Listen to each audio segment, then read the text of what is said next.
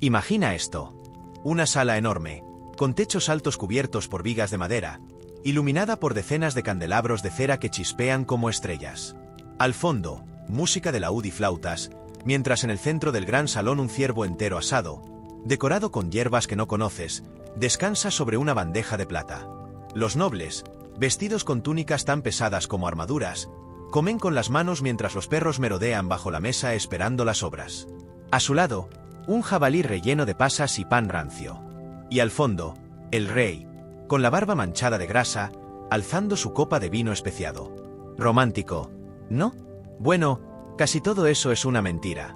O mejor dicho, es una exageración histórica que el cine y las novelas nos han vendido por siglos. Porque si algo abunda en la historia medieval, es el mito. Especialmente cuando se trata de la comida de los reyes. Se nos ha hecho creer que los banquetes reales eran sinónimo de opulencia, de placer, de sabores intensos, de lujo puro. Pero lo cierto es que la Edad Media tenía sus propios códigos culinarios, y muchos de ellos eran, en el mejor de los casos, insalubres. Interés, curiosidad inteligente. ¿Sabías que algunos platos se servían solo para exhibirse, sin ser comidos? ¿O que la sopa más popular entre los reyes llevaba pan, leche y un poco de grasa? ¿Y eso era lo más lujoso? ¿O que muchos de los condimentos usados no servían para dar sabor, sino para esconder el olor a podrido de la carne? Durante las próximas 2 horas vamos a desenterrar, sí, casi literalmente, lo que había realmente sobre la mesa de un rey medieval. Vamos a hablar de olores, sabores, texturas, pero también de poder, de rituales, de supersticiones y de política. Porque la comida, para un monarca medieval, no era solo nutrición. Era un espectáculo, una demostración de control, una prueba de estatus. Comer no era un acto privado. Era público. Era observado. Era coreografiado. ¿Quieres saber qué tan malo podía oler un festín de bodas reales? ¿Cuánto costaban las especias más deseadas? ¿Qué era lo que el rey nunca comía, aunque fuera común entre los campesinos? ¿Por qué a veces preferían beber vino caliente y picante en lugar de agua limpia? Y sí, ¿de verdad comían cisnes? Deseo, contexto histórico y promesa de valor. Pero antes de entrar en detalle con los menús y las recetas olvidadas, tenemos que entender algo más profundo. La Edad Media fue una época de extremos. Extremadamente religiosa, extremadamente supersticiosa, extremadamente jerárquica. Y eso también se reflejaba en la comida. Había alimentos para los cuerpos nobles y alimentos para los cuerpos vulgares. Y no eran los más sabrosos los que se llevaban la corona. Mientras los campesinos comían vegetales frescos, legumbres y cereales integrales, los nobles se deleitaban con carnes grasientas, pasteles salados que no reconocerías como comida y postres empalagosos con azúcar importado a precios absurdos. Irónicamente, los pobres comían mejor, aunque claro, mucho menos. Y ni hablar de la higiene. Olvida la imagen del chef con delantal blanco. En las cocinas reales se cocinaba en ollas negras, se cortaba sobremesa sin limpiar, y muchas veces los cocineros estaban enfermos o heridos. La salmonela era más real que el dragón. El botulismo, un invitado frecuente. El olor, bueno, mejor te lo imaginas. Acción, preparación del viaje. Si te fascinan los datos curiosos, las sorpresas históricas, y la posibilidad de ver el pasado desde un ángulo completamente nuevo, este es tu vídeo. Porque vamos a analizar todo. Los ingredientes, las técnicas, los platos, los sabores, el significado simbólico de cada banquete, y también las historias más escandalosas relacionadas con la comida real. Como aquella vez que un rey fue envenenado con una tarta. O esa otra en la que un noble intentó impresionar a la corte sirviendo un pavo cocido, y luego reensamblado para que pareciera vivo. ¿Te suena a locura? Era martes en la Edad Media. Y por cierto, también vamos a romper mitos. Porque no todo se comía con las manos. No todos los banquetes duraban días. Y no, el vino no era delicioso. Spoiler, sabía a vinagre con especias. Entonces, ¿estás listo para sentarte a la mesa con los reyes del pasado? Esta es la historia de cómo se comía realmente en la Edad Media. Y de por qué, si te dieran hoy el menú de un rey medieval, probablemente preferirías un sándwich de supermercado. Vamos a empezar por lo más importante. ¿Qué comían realmente los reyes medievales? ¿Y por qué la realidad no es tan apetitosa como nos la contaron? Es fácil imaginar a un rey medieval frente a una mesa infinita. Frutas exóticas, carnes doradas al fuego, jarras de vino burbujeante y postres dignos de un palacio celestial. Pero la realidad, como casi todo en la Edad Media, es mucho más complicada. Y sí, en muchos casos, decepcionante. Porque sí, los reyes comían mejor que los campesinos, claro. Pero mejor no siempre significa más sabroso.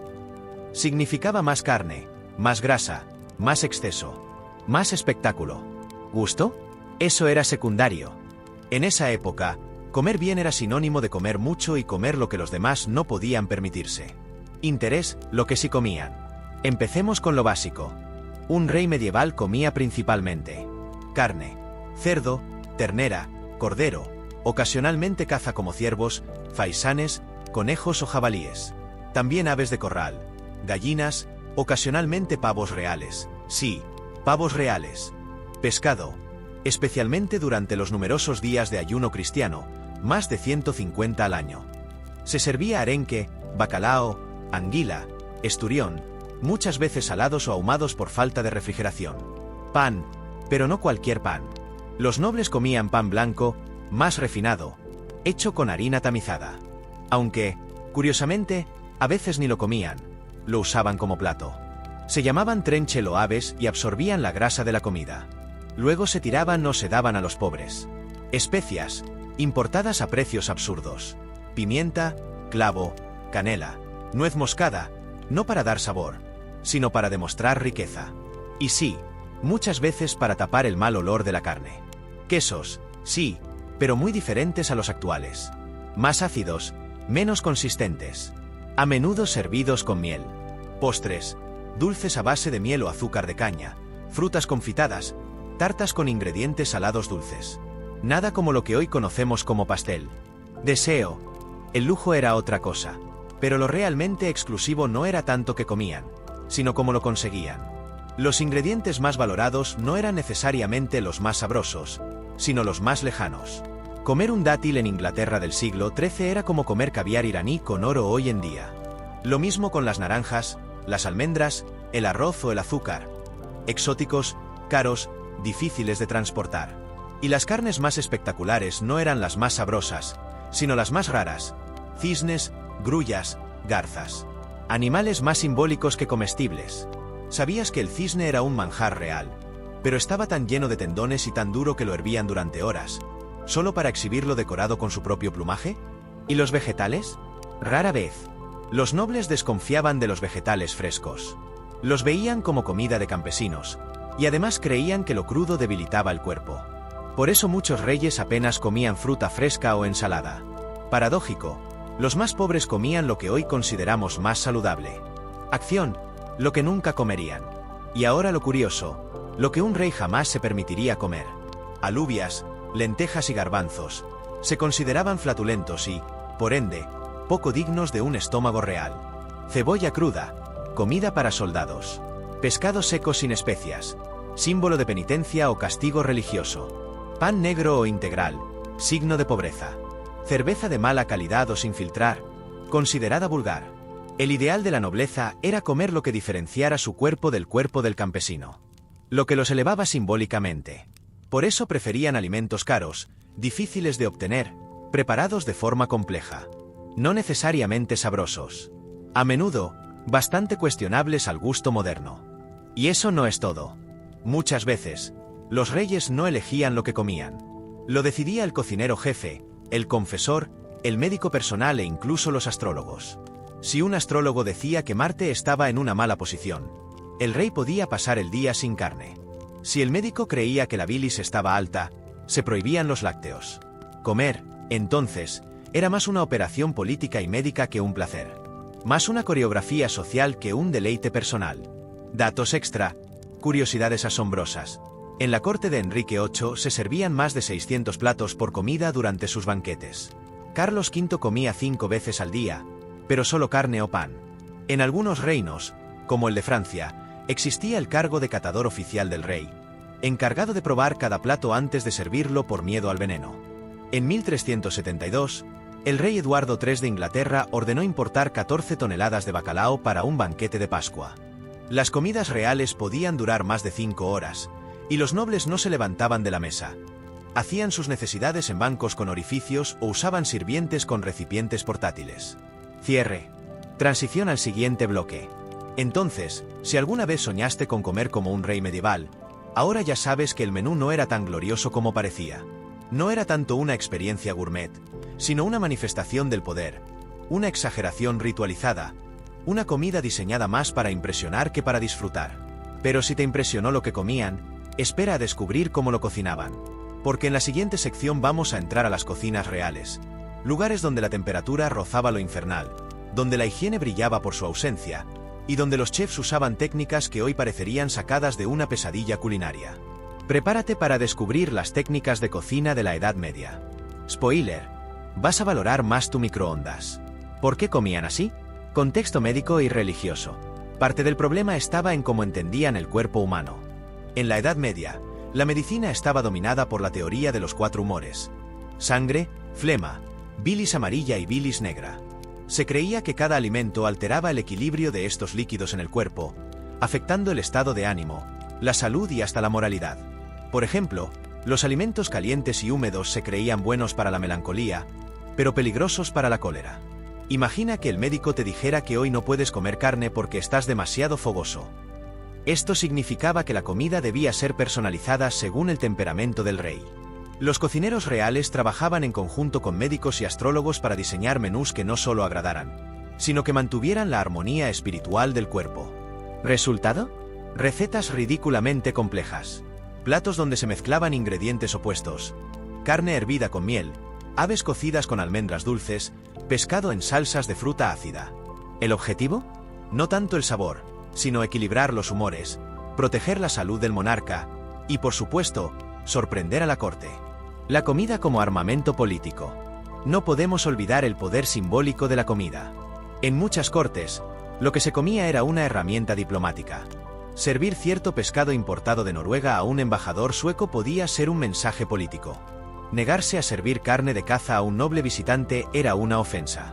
Los banquetes se usaban para sellar alianzas, humillar a enemigos derrotados, o simplemente recordar a todos quién mandaba. En algunos casos, los banquetes servían para mostrar el dominio económico del reino. Platos imposibles, ingredientes traídos desde Asia, técnicas teatrales como servir animales que parecían estar vivos. La influencia de la Iglesia. La Iglesia tenía un papel directo en lo que se comía. Más de la mitad del calendario estaba dominado por días de ayuno o abstinencia, lo que significaba que ni siquiera el rey podía comer carne ciertos días. Esto forzó una evolución curiosa en la cocina. Se inventaron platos falsos que simulaban carne sin serlo. Por ejemplo, se preparaban peces de carne.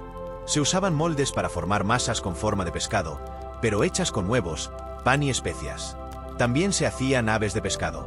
Carne de pescado triturada, reensamblada con plumas para parecerse a un ave. El engaño visual era parte del juego. ¿Y qué hay de los pobres? Ahora que sabes lo que comían los reyes, imagina lo que no podían ni oler los campesinos. Para los más pobres, la dieta era limitada pero sorprendentemente más nutritiva. Pan integral, vegetales de estación, legumbres, leche, queso fresco y ocasionalmente huevos. Muy rara vez comían carne, y si lo hacían, era carne dura y poco condimentada. Y sin embargo, los campesinos enfermaban menos del estómago que los nobles. ¿Por qué? Porque su comida era más simple, menos manipulada y, en muchos casos, más fresca. Esto nos lleva a una paradoja histórica fascinante. En la Edad Media, cuanto más noble eras, peor comías, en términos de salud. De lo ridículo a lo macabro, platos increíbles. Si pensabas que los banquetes medievales eran exagerados, espera a escuchar algunos platos documentados en textos reales. Cabeza de jabalí rellena de anguilas y pasas, servida con una salsa de mostaza y miel. Gelatina de pies de ternera teñida con zafrán y presentada en forma de cruz religiosa. Pastel de pavo real, cocinado entero, luego recubierto con su propia piel, y servido con la cabeza levantada por un soporte oculto. Tarta de carne de liebre con corazones de ave escondidos dentro, como sorpresa. Platos donde los animales parecían estar vivos. Patos cocidos pero presentados con alas extendidas gracias a mecanismos internos, o incluso ocasionalmente rellenos con pequeños pájaros que salían al cortar el pastel. Estos espectáculos culinarios eran más circo que comida. El sabor era irrelevante. Lo importante era que todos dijeran «wow». Influencia internacional. Mucho del conocimiento culinario venía de los contactos con el mundo islámico y bizantino. Las cruzadas trajeron ingredientes nuevos como la caña de azúcar, las berenjenas, los limones y las almendras dulces. También se aprendieron técnicas como el confitado, la destilación para hacer licores y la conservación en vinagre o salmuera. Pero claro, solo los reyes podían costear estos lujos. Para ellos, tener una naranja en invierno era más valioso que tener una joya. En la mesa, todo era símbolo. Cierre. Transición al próximo bloque. Como ves, la comida de los reyes medievales era una mezcla de lujo, superstición, simbolismo y bastante mal gusto, al menos para los estándares actuales. Comer como un rey no era un placer, sino un arte escénico. Un performance con grasa, fuego, plumas y muchas manos sucias detrás del telón. Y ahora que sabes qué comían, es hora de preguntarse: ¿cómo lograban cocinar todo eso sin electricidad, sin refrigeración, sin control de higiene y bajo presión política constante? La respuesta está en la próxima sección. Nos meteremos directo en el corazón del castillo, las cocinas reales medievales. Allí donde el humo lo cubría todo, donde la carne colgaba del techo, y donde la palabra che significaba algo muy diferente. La experiencia sensorial, olores, texturas, sabores. Una de las cosas más sorprendentes al estudiar la comida de los reyes medievales es que muchos platos eran ofensivos al olfato moderno. Por ejemplo, se usaban muchos ingredientes fermentados: vinagre, pescado curado, quesos rancios y mantequillas viejas. El resultado era una experiencia sensorial agresiva. Aromas fuertes, texturas pastosas o gomosas, y sabores intensos que, a nuestros paladares, podrían parecer simplemente desagradables. Los dulces estaban empalagados, con grandes cantidades de miel o azúcar. Y no tenían equilibrio. Un pastel podía llevar carne, frutas secas, clavo de olor, pimienta y canela, todo junto. Una explosión de sabores sin reglas claras. ¿Y el pan? Aunque los nobles preferían el blanco, incluso ese pan podía estar hecho con harina parcialmente fermentada. Y como el pan se horneaba en hornos de leña mal calibrados, muchas veces venía con cenizas incrustadas. La presentación, todo un teatro. La estética era fundamental. Se pintaban los alimentos con colorantes naturales: azafrán para el amarillo, espinaca para el verde, carbón para el negro. Se moldeaban postres con formas de animales, castillos o santos. La comida era un performance que comenzaba mucho antes de probar el primer bocado. Se cocinaban aves y luego se cosían de nuevo sus plumas para que parecieran vivas. Se usaban mecanismos para que de dentro de un pastel salieran pájaros reales volando. En algunos casos, se diseñaban mesas enteras con fuentes artificiales de vino corriendo entre los platos. La comida real era tanto un espectáculo visual como una demostración de poder técnico y riqueza. Influencia de otras culturas. La cocina medieval real fue también el resultado de un proceso de mestizaje. En España, por ejemplo, la influencia árabe dejó huella en el uso de especias, frutos secos, arroz, y recetas como el almodrote o el ají limoje. En Italia, el Renacimiento trajo una revolución gastronómica desde las cortes de Florencia y Milán hacia el resto de Europa. Los libros de cocina más antiguos de la realeza, como el Forme of Cury, Inglaterra, siglo XIV, eran tratados más filosóficos que prácticos. Contenían más de 200 recetas, muchas de ellas imposibles de replicar hoy por falta de ingredientes o instrumentos. Los servidores, un ejército en las sombras. Detrás de cada banquete real había un ejército de trabajadores: carniceros, panaderos, cerveceros, vinateros, coperos, catadores, mozos de cocina, ayudantes de limpieza, e incluso encargados de espantar las moscas. El cocinero principal tenía rango casi de noble, y estaba rodeado de jerarquías internas que aseguraban que cada detalle fuera perfecto. Y sin embargo, las condiciones de trabajo eran brutales. Las cocinas estaban llenas de humo, con fuegos abiertos, pisos resbalosos, carne cruda por todas partes. Los accidentes eran comunes. Y la expectativa era altísima. Ningún error era tolerado, especialmente en platos dirigidos al rey. Los peligros de la comida real.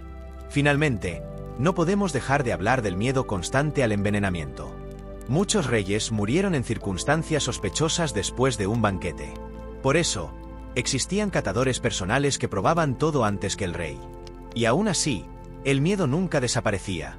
Para protegerse, algunos reyes usaban platos y cubiertos de materiales antiveneno, como el cuerno de unicornio, en realidad, colmillos de narval, o jade y plata. Se creía que estos materiales cambiaban de color si detectaban veneno.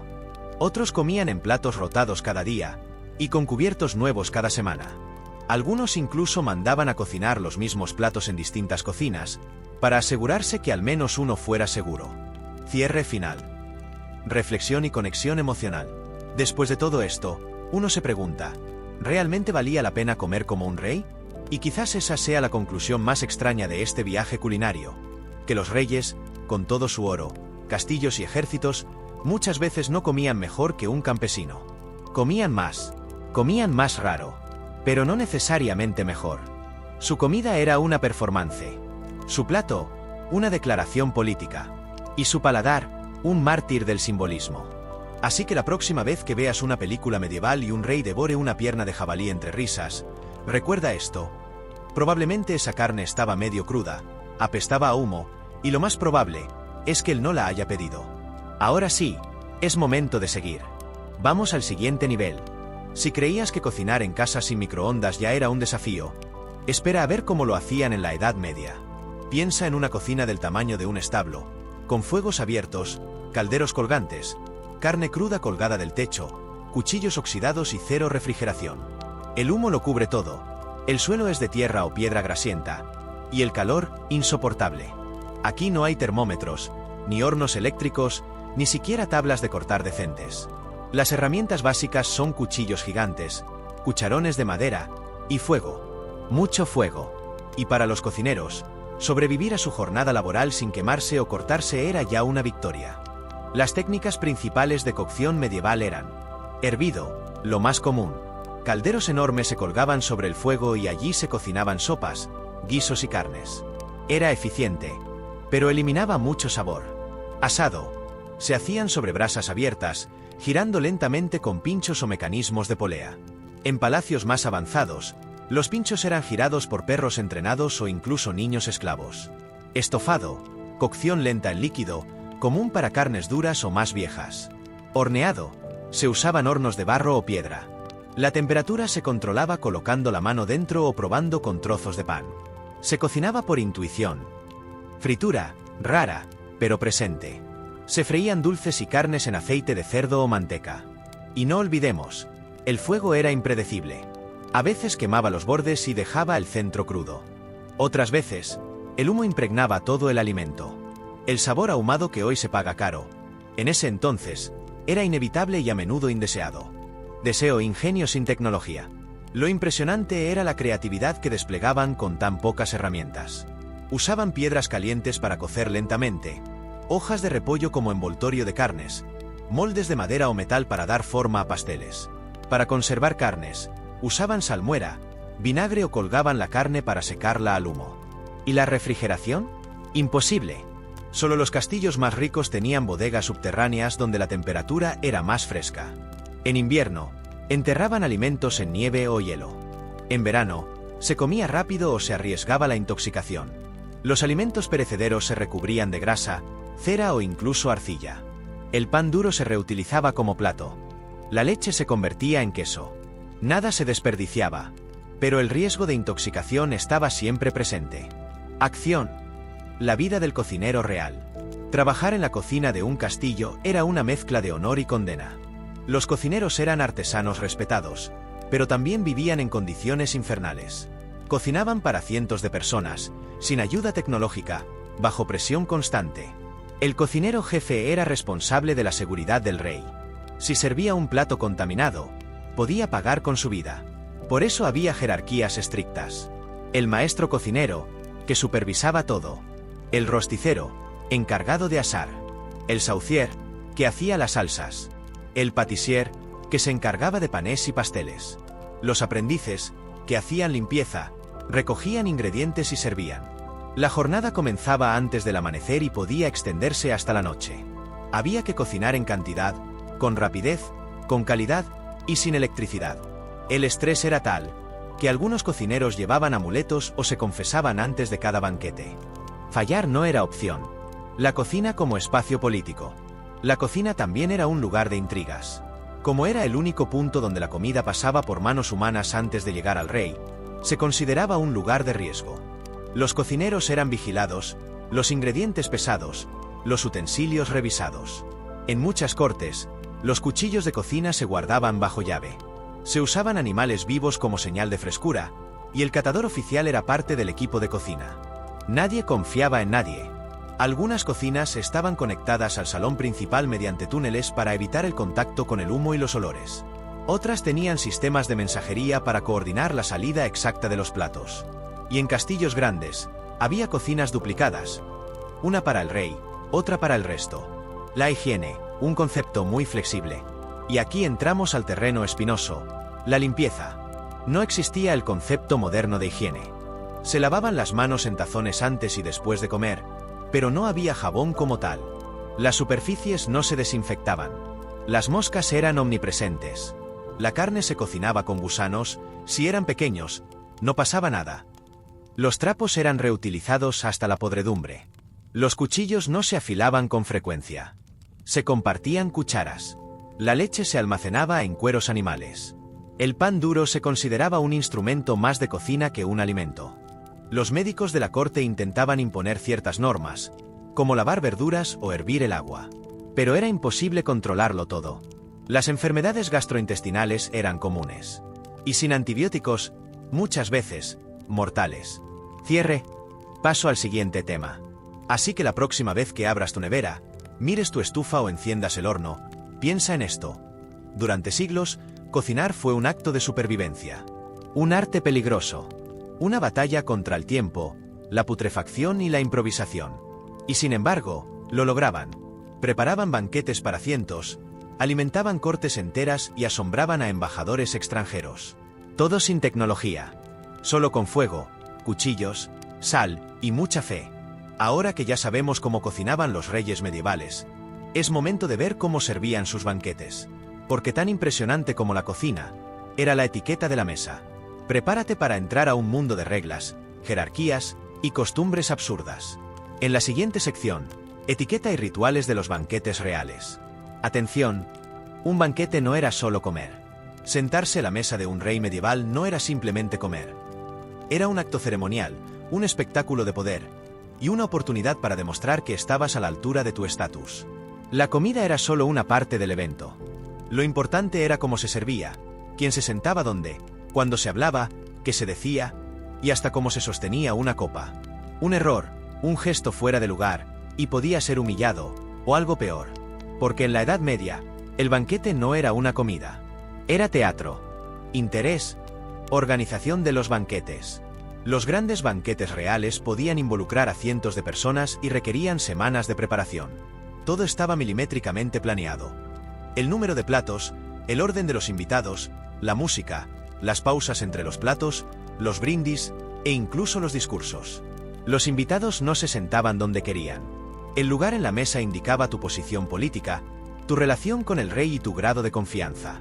Sentarse cerca del monarca era un honor supremo. Pero también un riesgo. Estabas constantemente observado. El orden de llegada era importante. Los invitados entraban en procesión y eran anunciados en voz alta. Un noble que llegaba tarde podía ser públicamente reprendido o incluso expulsado. Deseo cómo se comía. Una vez en la mesa, comenzaba el ritual. Cada persona recibía un plato, o más bien, una base de pan endurecido, el trenche y una copa. Los cubiertos eran limitados. Se usaban las manos para casi todo. Solo los nobles más refinados llevaban su propio cuchillo. Las manos debían lavarse antes de comer. Los sirvientes ofrecían agua perfumada en jarras de metal y toallas limpias. Pero después de eso, la etiqueta era estricta. No se podía hablar con la boca llena. No se soplaba la comida. No se comía con ambas manos. No se cortaba la carne con el cuchillo de otro. No se usaba el dedo para raspar el plato. No se escupía la grasa en el suelo, aunque se hacía. Los eructos eran aceptables si se hacían con elegancia. Sonarse la nariz, solo con la manga. Y absolutamente prohibido. Tocar la comida del rey, beber de su copa, o incluso mirarlo demasiado tiempo mientras comía. Acción. Los sirvientes y su coreografía. El desfile de sirvientes era parte esencial del banquete. Había criados que solo servían pan. Otros, responsables del vino. Los copistas leían poemas o recitaban hazañas históricas entre platos. Los músicos tocaban en momentos específicos. Incluso había bufones que comentaban lo que la gente comía. La llegada de cada plato se anunciaba con trompetas. Los alimentos venían en bandejas decoradas, a menudo acompañados por decoraciones teatrales. Fuentes en miniatura, esculturas de azúcar, animales falsos, o fuegos artificiales improvisados con sal y grasa encendida. El mayordomo real supervisaba todo desde una tarima. Tenía autoridad para corregir a un noble si cometía una falta. Los ojos del rey estaban en él. Rituales religiosos y simbólicos. Antes de comenzar el banquete, se decía una oración. No solo por costumbre, era un acto de purificación. Muchos nobles se confesaban antes de banquetes importantes, y se creía que ciertos alimentos podían afectar el alma. La comida también servía para marcar fechas religiosas. En Pascua, se comía cordero. En Cuaresma, pescados falsos. En bodas reales, platos afrodisíacos como carne de ciervo, mariscos y vino caliente con especias. Y en funerales, también se comía. Grandes banquetes de duelo se organizaban para honrar al difunto. Pero sin música, sin risa, y con platos más sobrios. Sopas, panes oscuros, y carnes hervidas. Poder y humillación en la mesa. La mesa era también un campo de batalla social. El rey podía elevar o destruir a alguien simplemente invitándolo, o no al banquete. Una silla vacía podía significar traición. Un cambio de lugar, un castigo. Y si un noble era obligado a servir el vino en vez de beberlo, era una humillación pública. A veces, el rey usaba el banquete para lanzar indirectas. Se servía a todos un plato delicioso, excepto a un invitado. O se ignoraba una petición de sal. Detalles pequeños que hablaban fuerte. La comida era un lenguaje político. Y todos lo entendían. Modales, reglas y zurdos. Los manuales de etiqueta medieval incluían reglas como: no rasques tus dientes con la daga. No metas las manos en el plato común sin pedir permiso. No cuentes historias tristes mientras otros comen. No mires fijamente el plato del otro. La repetición de normas nos dice algo. Muchas se rompían. Algunas eran prácticas. Por ejemplo, no acercar mucho la cara al plato para evitar que la barba cayera en la comida. O no usar anillos grandes para no contaminar el alimento. Otras eran puramente estéticas. Mantener la espalda recta, no reír con la boca abierta, no tocarse la cara durante la comida. Curiosidades. Los banquetes más extravagantes. En 1429, durante la coronación de Enrique V, se sirvieron 3,000 platos en un solo banquete. En Borgoña, se documenta un banquete donde el postre fue un castillo de azúcar con torres rellenas de confites. En Nápoles, un banquete incluyó un ciervo relleno de codornices vivas, que salieron volando al cortarlo. Algunos banquetes incluían comedias de mesa. Actores que fingían peleas o escenas religiosas durante la comida. Estos excesos servían para demostrar riqueza, intimidar a los enemigos y dejar huella en la memoria colectiva. Cierre. Paso a la siguiente sección. Después de conocer estas reglas, es evidente que los banquetes no eran para relajarse. Eran escenarios donde se actuaba constantemente, se medía cada gesto y se corrían riesgos. Y aunque parezca increíble, aún no hemos hablado del menú completo. ¿Qué platos se servían? ¿Cuántos? ¿En qué orden? ¿Qué sabores tenían realmente esos banquetes que duraban horas? La respuesta, en la próxima sección. Prepárate para el viaje más sabroso de todos. El menú completo de un banquete real. Cuando pensamos en un banquete real medieval, la imagen que nos viene a la cabeza es la de mesas rebosantes de comida, con platos apilados, carnes colgando, frutas exóticas y dulces imposibles. Pero, ¿realmente era así? ¿Qué se servía exactamente? ¿Cómo se organizaban tantos platos? ¿Cuánto se comía? La respuesta es, muchísimo. Pero también, muy distinto a lo que esperas. Los banquetes reales eran organizados por servicios, una especie de ciclos o rondas de comida. Cada servicio podía incluir de 10 a 40 platos, y un banquete completo podía tener entre 3 y 5 servicios. En total, un rey podía ser servido con más de 100 platos en una sola velada. Por supuesto, no comía todo. Muchos platos eran decorativos o simbólicos. Interés, el orden del banquete. Veamos cómo se estructuraba un banquete real típico en la corte francesa o inglesa del siglo XIV o XV. Se dividía en varias fases. Primer servicio, entradas ligeras y decorativas. Conservas de frutas en almíbar. Panés especiados y tostados. Quesos suaves. Caldos claros con hierbas aromáticas. Pasteles salados pequeños con carne o pescado. Frutas frescas exóticas, si era temporada. Segundo servicio, carnes asadas y platos principales. Cisne asado cubierto con su plumaje. Faisán relleno de frutas secas. Lechón entero con salsa de mostaza y miel. Cordero especiado con ajo y comino. estofado de venado con clavo y vino, patés de hígado de ave, pan blanco con mantequilla de almendras. Tercer servicio: pescados y preparaciones simbólicas. Esturión en gelatina con flores, pastel de anguila, trucha rellena de hierbas, mariscos servidos en esculturas de hielo, pescados reensamblados con escamas doradas, salsas de vino, vinagre y mostaza.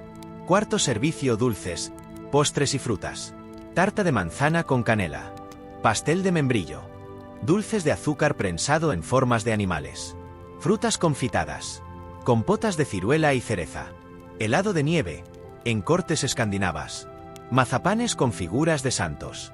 Quinto servicio: licores y cierre ceremonial, hidromiel especiado, vino caliente con canela y nuez moscada, cerveza de alta fermentación, licor de menta o anís, agua perfumada con rosas, nueces, almendras, dátiles y higos. Deseo: lo que significaba cada plato. Cada plato tenía un propósito. Algunos eran para impresionar visualmente, otros para demostrar riqueza, otros por razones religiosas o simbólicas. Por ejemplo, el cisne representaba nobleza, belleza, eternidad. No se comía por gusto, sino por símbolo. El lechón era señal de fertilidad y abundancia. El pescado en gelatina mostraba dominio técnico. El uso de oro comestible, común en postres, indicaba conexión divina. Las frutas exóticas como las naranjas o los higos decían: tenemos aliados lejanos. Los platos no llegaban todos juntos. Se presentaban por oleadas, en una coreografía precisa. Entre cada servicio, había música, discursos, espectáculos teatrales o incluso exhibiciones de animales amaestrados. Cada plato venía anunciado por trompetas o cánticos. Se comía poco de cada plato, pero se probaba mucho. Se valoraba más la variedad que la cantidad. El rey tenía su propio catador y muchas veces solo tomaba unos bocados. Comía lentamente, con pausa, y observando cómo comían los demás. Los sirvientes recogían lo que sobraba, lo que luego era distribuido entre los invitados de menor rango, o regalado a los pobres como gesto de caridad. Curiosidades de algunos platos. El coquentrice, mitad cerdo, mitad ave, cosidos juntos para parecer una criatura mitológica. La soteltie, esculturas comestibles con mensaje político, como castillos de pan que se derrumbaban al tocarse. El morat, bebida de vino con canela y miel, servida tibia al final. El blancmange, un plato blanco hecho con arroz, leche de almendras, pollo desmenuzado y azúcar. Cierre, lo que nos deja este menú. El menú de un banquete real era mucho más que comida. Era una narrativa simbólica, un reflejo de la estructura de poder, de las alianzas, de la fe religiosa y del control sobre el tiempo y los recursos. Y ahora que sabes qué platos aparecían en estas mesas reales, te preguntarás, ¿cómo los acompañaban? En la siguiente sección hablaremos de las bebidas de la nobleza, desde el vino especiado hasta los licores prohibidos. Imagina que tienes sed, pero no puedes confiar en el agua. ¿Qué haces? En la Edad Media, el agua era más temida que el fuego. Los ríos y pozos eran fuentes constantes de enfermedades, y beber agua sin hervir era casi una ruleta rusa microbiológica. Así que las élites, los reyes y los nobles, desarrollaron un mundo entero de bebidas que no solo acompañaban las comidas, sino que se volvieron parte esencial de su cultura, su identidad y sus rituales. Beber no era solo para saciar la sed. Era un acto político, religioso y, muchas veces, teatral. Interés. Bebidas más populares en la corte. Las mesas reales estaban dominadas por 5 grandes protagonistas. Vino. El más común entre la nobleza. El vino medieval no era como el actual. Era más turbio, más ácido y muchas veces especiado. Se mezclaba con miel, canela, clavo y nuez moscada para hacerlo más digno. El vino puro se consideraba bárbaro. El vino condimentado, refinado. Hidromiel. Una bebida hecha con miel fermentada. Era muy popular en el norte de Europa. Se asociaba con celebraciones, bodas y rituales religiosos. Su sabor era dulce y su embriaguez, rápida. Cerveza. Aunque era más popular entre campesinos, en regiones como Inglaterra o Alemania también se tomaba en la corte. Sin embargo, no era la cerveza clara de hoy. Era espesa, turbia, casi un alimento líquido. Sidra y perada. Populares en regiones frutales. Se bebían jóvenes, ligeramente fermentadas, y a menudo endulzadas. Agua perfumada o hervida. Sí, el agua existía en la mesa real, pero rara vez sola. Se hervía y se mezclaba con hierbas como menta, rosas o azahar. No por placer, sino por seguridad. Deseo, el significado detrás de cada copa. El acto de beber tenía significados ocultos. Brindar era un gesto de confianza. Se creía que si bebías al mismo tiempo que otro, no podías haber envenenado su copa. Por eso los brindis eran comunes en alianzas políticas. Algunas copas se diseñaban con compartimentos ocultos para evitar ser envenenadas. Otras tenían cadenas para evitar que fueran reemplazadas. Y en muchos casos, cada invitado traía su propia copa. Grabada, pesada, difícil de falsificar. El vino no era solo una bebida. Era una herramienta diplomática. El tipo de vino que se ofrecía podía significar alianza, respeto, sumisión o desprecio. Acción, rituales de consumo. Durante los banquetes, había un encargado especial, el copero real. Su trabajo era asegurarse de que cada bebida fuera segura. Probaba cada copa antes de entregarla al rey. Si el rey desconfiaba, cambiaba de copa. Los nobles bebían por turnos. Había reglas. No beber antes que el rey. No tocar la copa con ambas manos. No hablar mientras se bebía. No verter vino en el plato, aunque algunos lo hacían para ablandar el pan. El vino se servía en jarras de plata, barro vidriado o cristal, cuando estaba disponible. La cristalería era símbolo de riqueza. Había vinos para cada momento del día. Por la mañana, vino suave o mezclado con agua.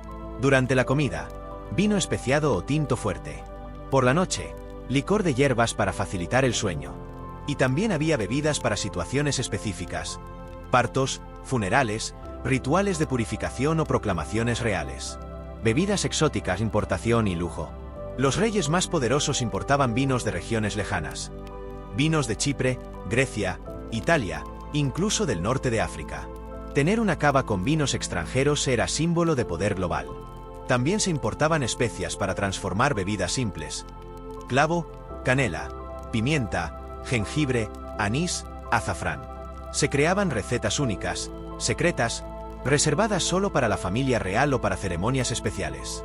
En las cortes más ricas, incluso se hacían aguas alquímicas, destilados suaves con esencias florales, reservados para reinas y princesas. Se creía que beber vino caliente eliminaba los malos humores del cuerpo. Algunos nobles evitaban el agua toda su vida. En la corte francesa, se servía vino blanco con ajo en ayuno. El rey Alfonso X de Castilla decía que sin vino, el alma se entumece. El Papa Clemente V prohibió envenenar copas, después de que 3 cardenales murieran en la cena. Cierre. Transición al lado oscuro. Ahora ya conoces lo que bebían los reyes. No por placer, sino por seguridad, por protocolo, por política. Pero, ¿y si la bebida fuera la herramienta de un crimen? Porque en la siguiente sección, vamos al lado oscuro de la mesa real. Prepárate para lo inesperado. El lado oscuro de la comida real, con envenenamientos, supersticiones y el precio mortal del lujo. Ser rey en la Edad Media parecía un privilegio absoluto, hasta que llegaba la hora de comer. Porque sentarse frente a un banquete no era solo un placer, era un riesgo. La comida, para los monarcas, podía ser una obra maestra culinaria, o su sentencia de muerte. Y no estamos hablando solo de carne en mal estado o pan con moho. Estamos hablando de venenos, conspiraciones, rituales oscuros, maldiciones, supersticiones, y una paranoia constante que convertía cada bocado en un acto de fe. Bienvenidos al lado más oscuro de la mesa real. Los reyes y nobles sabían que eran blancos constantes de atentados. Y si había un lugar perfecto para atacar, era la comida. Los venenos eran silenciosos, difíciles de rastrear, y si se usaban bien, dejaban al asesino sin huellas. Por eso, cada corte tenía sus propias reglas de seguridad alimentaria. El catador real probaba todos los platos antes que el rey. El cocinero principal podía ser ejecutado si el rey moría tras comer. Las vajillas eran revisadas en busca de grietas donde esconder sustancias. Algunos reyes comían solo lo que preparaban sus sirvientes personales. Los platos se cocinaban en cocinas diferentes para evitar sabotajes. Deseo. Casos reales de envenenamiento. Veamos algunos ejemplos históricos documentados. Alejandro III de Escocia murió tras un banquete, en circunstancias misteriosas. Aunque oficialmente fue un accidente, se sospechó de envenenamiento. Eduardo II de Inglaterra sobrevivió varios intentos, uno de ellos involucrando pan envenenado. Juan I de Francia vivió solo 5 días. La leyenda dice que fue envenenado a través de la leche. Fernando de Aragón, esposo de Isabel la Católica, ordenó la ejecución de su cocinero tras enfermar gravemente tras un festín. Los venenos más comunes eran el arsénico, el acónito, la cicuta, el mercurio y el plomo. Algunos se disolvían fácilmente en vino o caldos calientes, y sus síntomas eran lentos, lo que dificultaba su detección. Acción: la protección mística.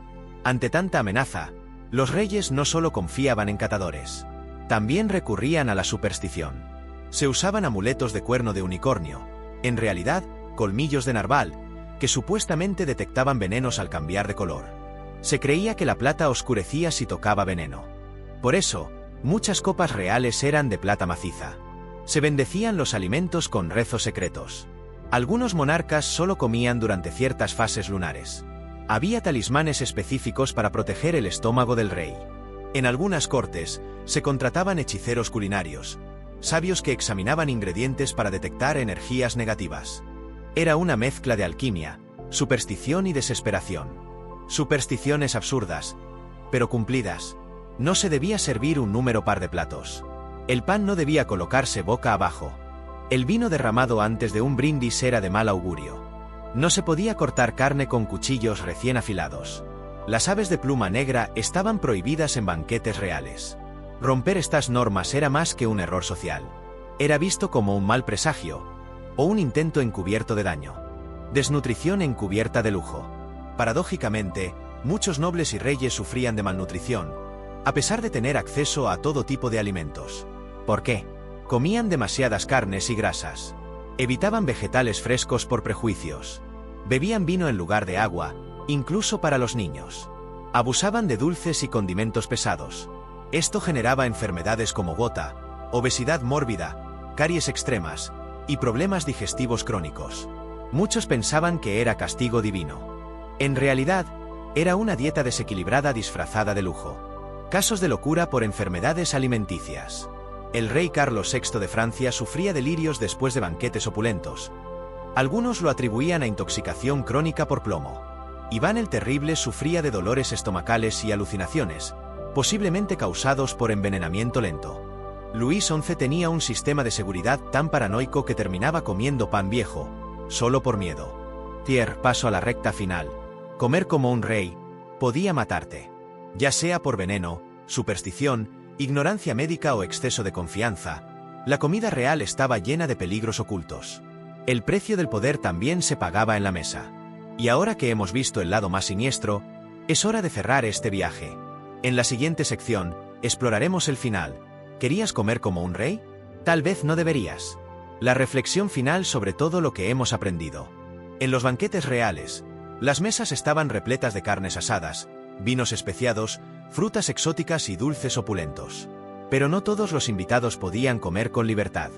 Las reinas, princesas y damas nobles no solo tenían otra mesa, tenían otras reglas.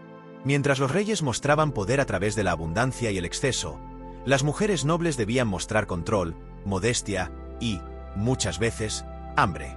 Comer poco, con delicadeza, sin placer visible, era una señal de virtud.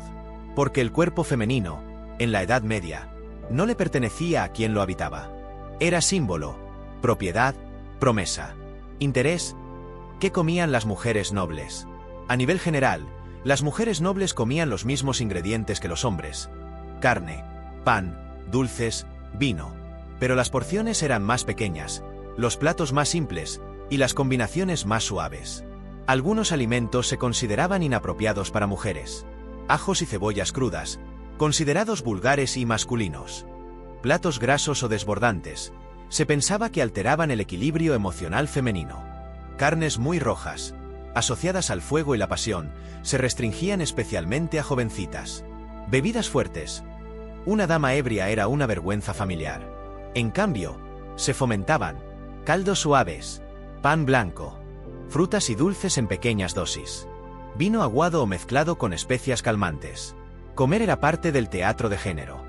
La mujer noble debía parecer etérea, espiritual, casi incorpórea. Comer con entusiasmo era visto como un exceso de deseo, peligroso para su reputación. Deseó el cuerpo de la reina. Símbolo y escenario. El cuerpo de la reina era el centro del reino, pero también su cárcel. Su fertilidad se controlaba, su figura se vigilaba, su apetito se regulaba. Una reina glotona podía ser blanco de sátiras. Una reina delgada, símbolo de pureza. Una reina anémica, objeto de preocupación religiosa. En muchas cortes, se llevaban registros de lo que comían las mujeres reales. Médicos y confesores daban instrucciones dietéticas no solo para la salud, sino para el equilibrio espiritual. Algunas eran obligadas a ayunar durante periodos largos por devoción. Otras comían en privado, separadas del resto. Y no era raro que las mujeres no pudieran probar ciertos alimentos hasta haber dado a luz un heredero varón. Acción, rituales y prohibiciones. Los rituales de la comida para mujeres nobles incluían comer en mesas separadas, especialmente si estaban en edad fértil. Servirse lo mínimo. Nunca repetir. Evitar manchas de comida en la boca o en las manos. No hablar mientras se masticaba. No mirar el plato. En algunos casos, ser alimentadas por una sirvienta si llevaban guantes decorativos. El embarazo cambiaba algunas reglas. Las reinas embarazadas recibían dietas ricas en lácteos, caldos de ave, dulces suaves. Pero nada picante, ácido ni caliente, para evitar malformaciones según la medicina de humores. Después del parto, se las obligaba a comer ciertos platos reparadores: pan con vino, sopas de pan con grasa, galletas de harina y miel. Rebeliones silenciosas en la mesa. Aún así, algunas mujeres rompieron las normas. Documentos y cartas muestran reinas que comían carne roja, que brindaban con vino fuerte, que organizaban banquetes privados con amigas cercanas. Leonor de Aquitania fue conocida por su afición al vino especiado. Isabel de Baviera tenía cocineros personales que preparaban platos poco femeninos. Catalina de Médici, en Francia, trajo postres italianos refinados y exigió igualdad de platos en su mesa. Estas pequeñas rebeliones tenían peso político. Comían como hombres, para ser tratadas como tales. Curiosidades: el silencio culinario. Raramente se registraban recetas femeninas. La historia culinaria fue escrita por y para hombres. Los libros de etiqueta medieval incluían normas como: una dama debe tragar con gracia o no debe mirar su cuchillo mientras corta. Algunas reinas inventaban enfermedades para evitar ayunos impuestos. Los dulces se usaban como regalos diplomáticos entre mujeres nobles, cargados de mensajes ocultos. Cierre, hacia la última reflexión. La comida, para las mujeres de la nobleza, era una danza constante entre el placer y la prohibición. No era libertad, sino vigilancia. No era nutrición, sino imagen. Y si los reyes comían para demostrar poder, las reinas comían para sobrevivir al poder. En la siguiente sección, cerramos este viaje con una última pregunta. ¿De verdad querrías comer como un rey medieval? La respuesta, te prometo, te va a sorprender. Cuando pensamos en la Edad Media, imaginamos a los campesinos como figuras hambrientas, desnutridas, comiendo raíces secas y pan duro. Y claro, había hambre. Pero también había algo que los reyes no tenían: una dieta más balanceada. En esta sección, vamos a comparar directamente la comida de los campesinos medievales con la de los reyes. Y te advierto, los resultados van a romper más de un mito. Interés: ¿qué comían los campesinos? La dieta campesina variaba por región y estación, pero tenía una base clara. Pan, el alimento esencial, a menudo de centeno o cebada, más denso y oscuro que el pan blanco de la nobleza. Porridge, gachas mezcla de cereales con agua, sal o leche, a veces con hierbas. Verduras, cebollas, repollo, coles, puerros, zanahorias, nabos, ajo. Legumbres, habas, lentejas, guisantes. Baratas y nutritivas. Frutas locales, manzanas, peras, moras, ciruelas. Huevos, leche y queso, cuando estaban disponibles. Pescado, si vivían cerca del agua. Carne, rara vez, en festividades o como caza furtiva. Aunque suena simple, era una dieta rica en fibra, vitaminas y proteína vegetal. Y sobre todo, sin excesos. Deseo. Comparativa nutricional con los reyes. Veamos las diferencias clave. Elemento: campesinos, reyes y nobles. Pan integral, denso, oscuro blanco, refinado. Proteína: legumbres, huevos. Lácteos: carnes grasas, embutidos. Vegetales: alta variedad y frecuencia bajísima, casi inexistente. Azúcar: casi nulo, altísimo. Postres: frutas confitadas. Alcohol: cerveza ligera o agua, vino fuerte, licor, hidromiel. Grasas limitadas, exceso total. Enfermedades parasitarias, carencias: gota, obesidad, diabetes temprana. Irónicamente, los campesinos, que comían por necesidad y no por placer, terminaban teniendo una dieta más balanceada que los poderosos. Acción, lo que hacía mejor. Ayunaban naturalmente, por falta de recursos, lo que generaba beneficios metabólicos sin saberlo. Comían estacionalmente, lo que ofrecía variedad natural a lo largo del año. Fermentaban alimentos, coles, leche, pan, lo que ayudaba a su digestión y microbiota. Bebían menos alcohol. La cerveza campesina tenía menos grados que el vino real. Masticaban más. Su pan y gachas requerían esfuerzo, lo que regulaba la saciedad. También trabajaban físicamente, lo que equilibraba su consumo de calorías.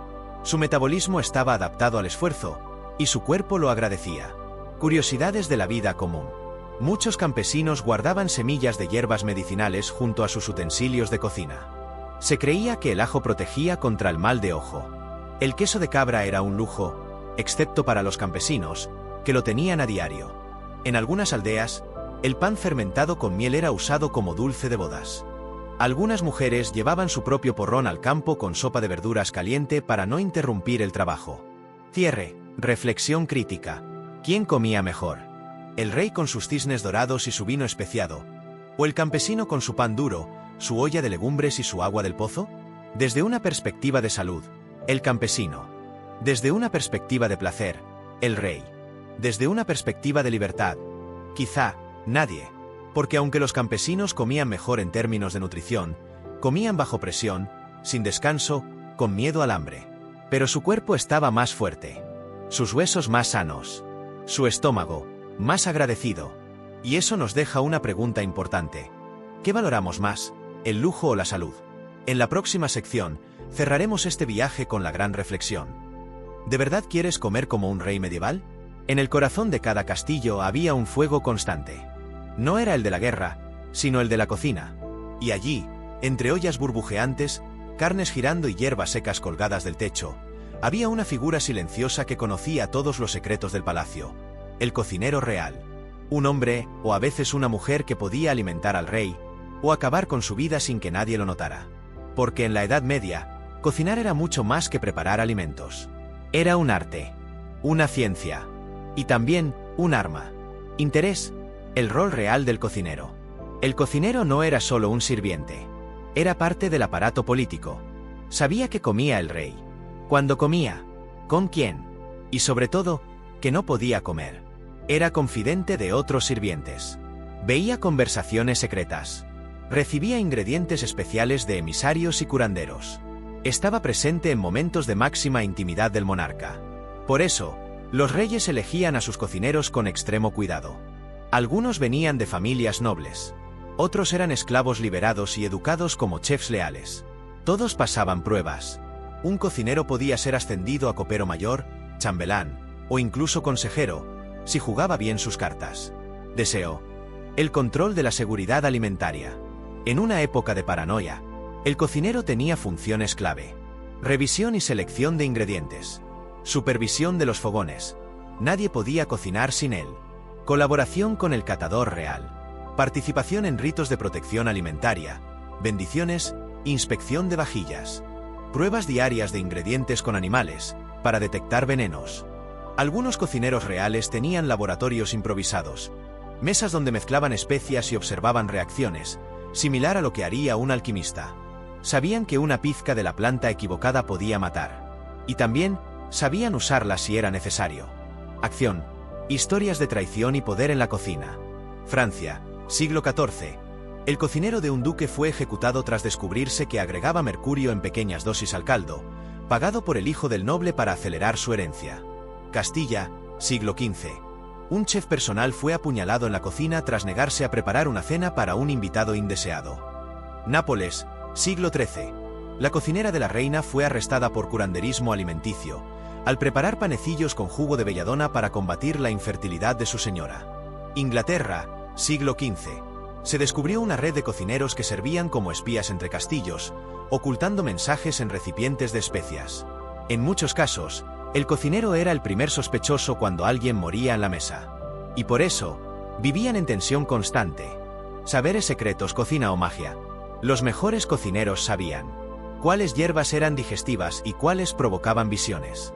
qué raíces hacían sudar, qué carnes debían hervirse en leche para neutralizar malos humores, cómo corregir alimentos que venían con olor a podrido.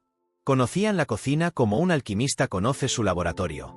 Sabían extraer venenos de hongos, o hacerlos desaparecer. Y muchos tenían su propio herbolario personal, donde cultivaban hierbas que nadie más tocaba.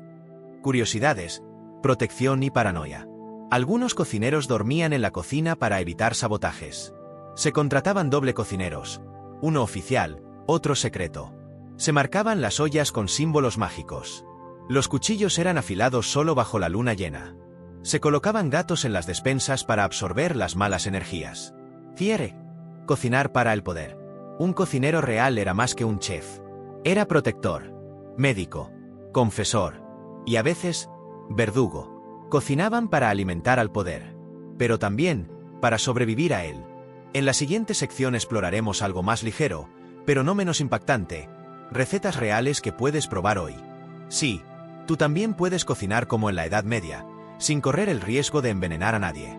¿Alguna vez pensaste en cocinar como un rey medieval? No necesitas un castillo ni un horno de leña. Solo necesitas ganas, ingredientes simples y una pizca de historia. En esta sección, vamos a mostrarte cómo eran realmente algunas de las recetas más representativas de la Edad Media, qué ingredientes usaban, y cómo puedes adaptarlas hoy en tu propia cocina. Prepárate para viajar en el tiempo, con cuchara en mano.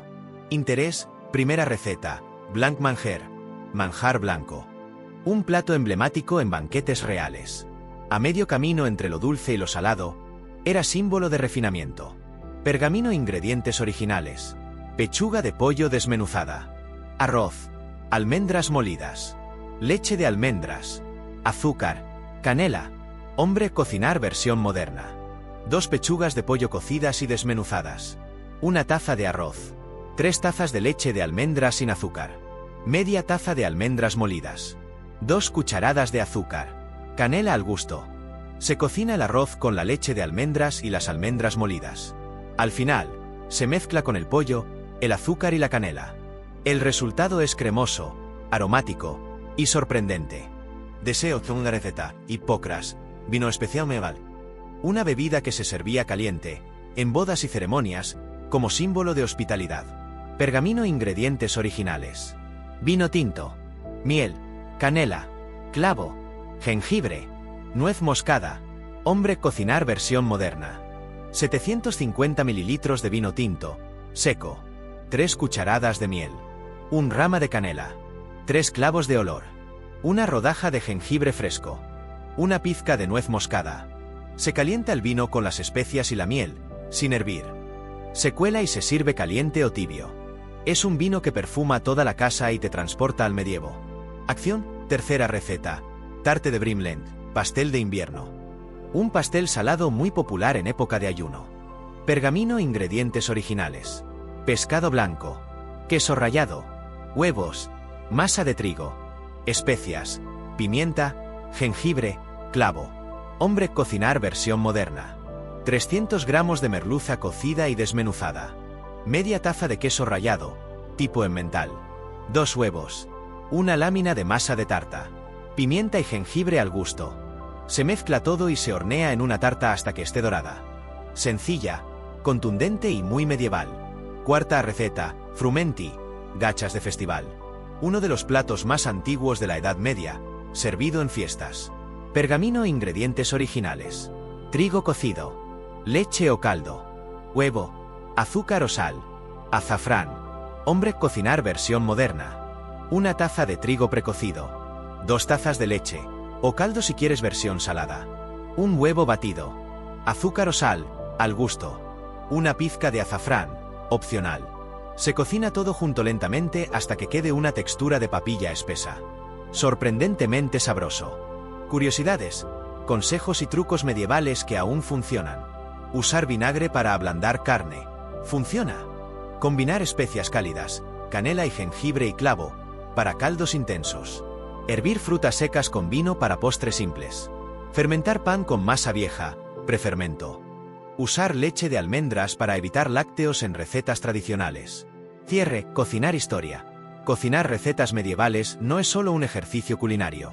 Es revivir una época, entender una cultura y sorprender el paladar con combinaciones olvidadas. Y lo mejor, muchas de estas recetas son saludables, sin procesados, llenas de sabor real. En la siguiente sección, la última, cerraremos este viaje con una reflexión total. ¿De verdad quieres comer como un rey medieval? Porque ahora que sabes todo lo que implica, quizás tu respuesta haya cambiado. En la Edad Media, la comida no solo alimentaba, también dividía, humillaba y gobernaba. Y había ciertos alimentos que simplemente no estaban hechos para todos. Solo para el rey. Solo para la élite más alta. Los llamaban manjares de sangre azul. Y no solo por su precio, también por su simbolismo. Esta sección está dedicada a esas comidas tan raras, caras o peligrosas, que estaban prohibidas para todos, excepto para los dueños del poder. Interés: los platos prohibidos de los festines reales. Pavo real asado y decorado con sus propias plumas. Símbolo máximo de realeza. Se cocinaba entero, y luego se volvía a vestir con su plumaje. A veces se bañaba en oro líquido. Solo se servía en coronaciones o alianzas políticas de primer nivel. Cisne en salsa negra. Considerado animal sagrado por su rareza y belleza. Prohibido para plebeyos. Su carne era dura y poco sabrosa, pero el prestigio estaba en el acto de servirlo. Manzanas confitadas en oro. Literalmente cubiertas en láminas de oro comestible. Eran el postre final de un banquete, reservado solo para el rey y sus herederos. Gelatinas de hueso de ciervo al azafrán. Gelatinas coloridas que requerían ingredientes caros, azafrán, azúcar, piel de animal refinada. Se presentaban en formas de castillos, escudos o animales mitológicos. Huevos de avestruz rellenos de especias. Traídos desde África, vaciados, cocidos y servidos como símbolo de dominio colonial antes de que existiera la colonización moderna. El precio de lo inalcanzable. El costo de estos manjares era astronómico. Algunos equivalían al salario de un año de un campesino. Pero no se trataba solo de dinero. Se trataba de dominio. Comer lo que nadie más podía tocar. Mostrar que tu paladar estaba más allá de las normas comunes. Desperdiciar ingredientes, solo para impresionar. Era opulencia performática. Poder que se masticaba. Acción, restricciones legales y castigos. Muchos de estos platos estaban regulados por leyes de lujo. En Francia, un noble menor no podía servir más de 2 carnes distintas por banquete. En Inglaterra, solo la nobleza con título podía consumir ciertos tipos de pescado. En España, el uso de especias como el azafrán era monitoreado por inspectores del palacio. ¿Y si alguien rompía estas reglas? Castigos públicos. Multas altísimas. Confiscación de bienes. Pérdida del título nobiliario. En casos extremos, prisión. Porque comer como un rey sin serlo era subversivo. Curiosidades de los festines exclusivos. En el banquete de boda de Ricardo II, se sirvieron 400 pavos reales dorados. Cada uno costaba más que un caballo de guerra. En algunos festines, los platos se traían en cofres con llaves. Solo el rey podía abrirlos.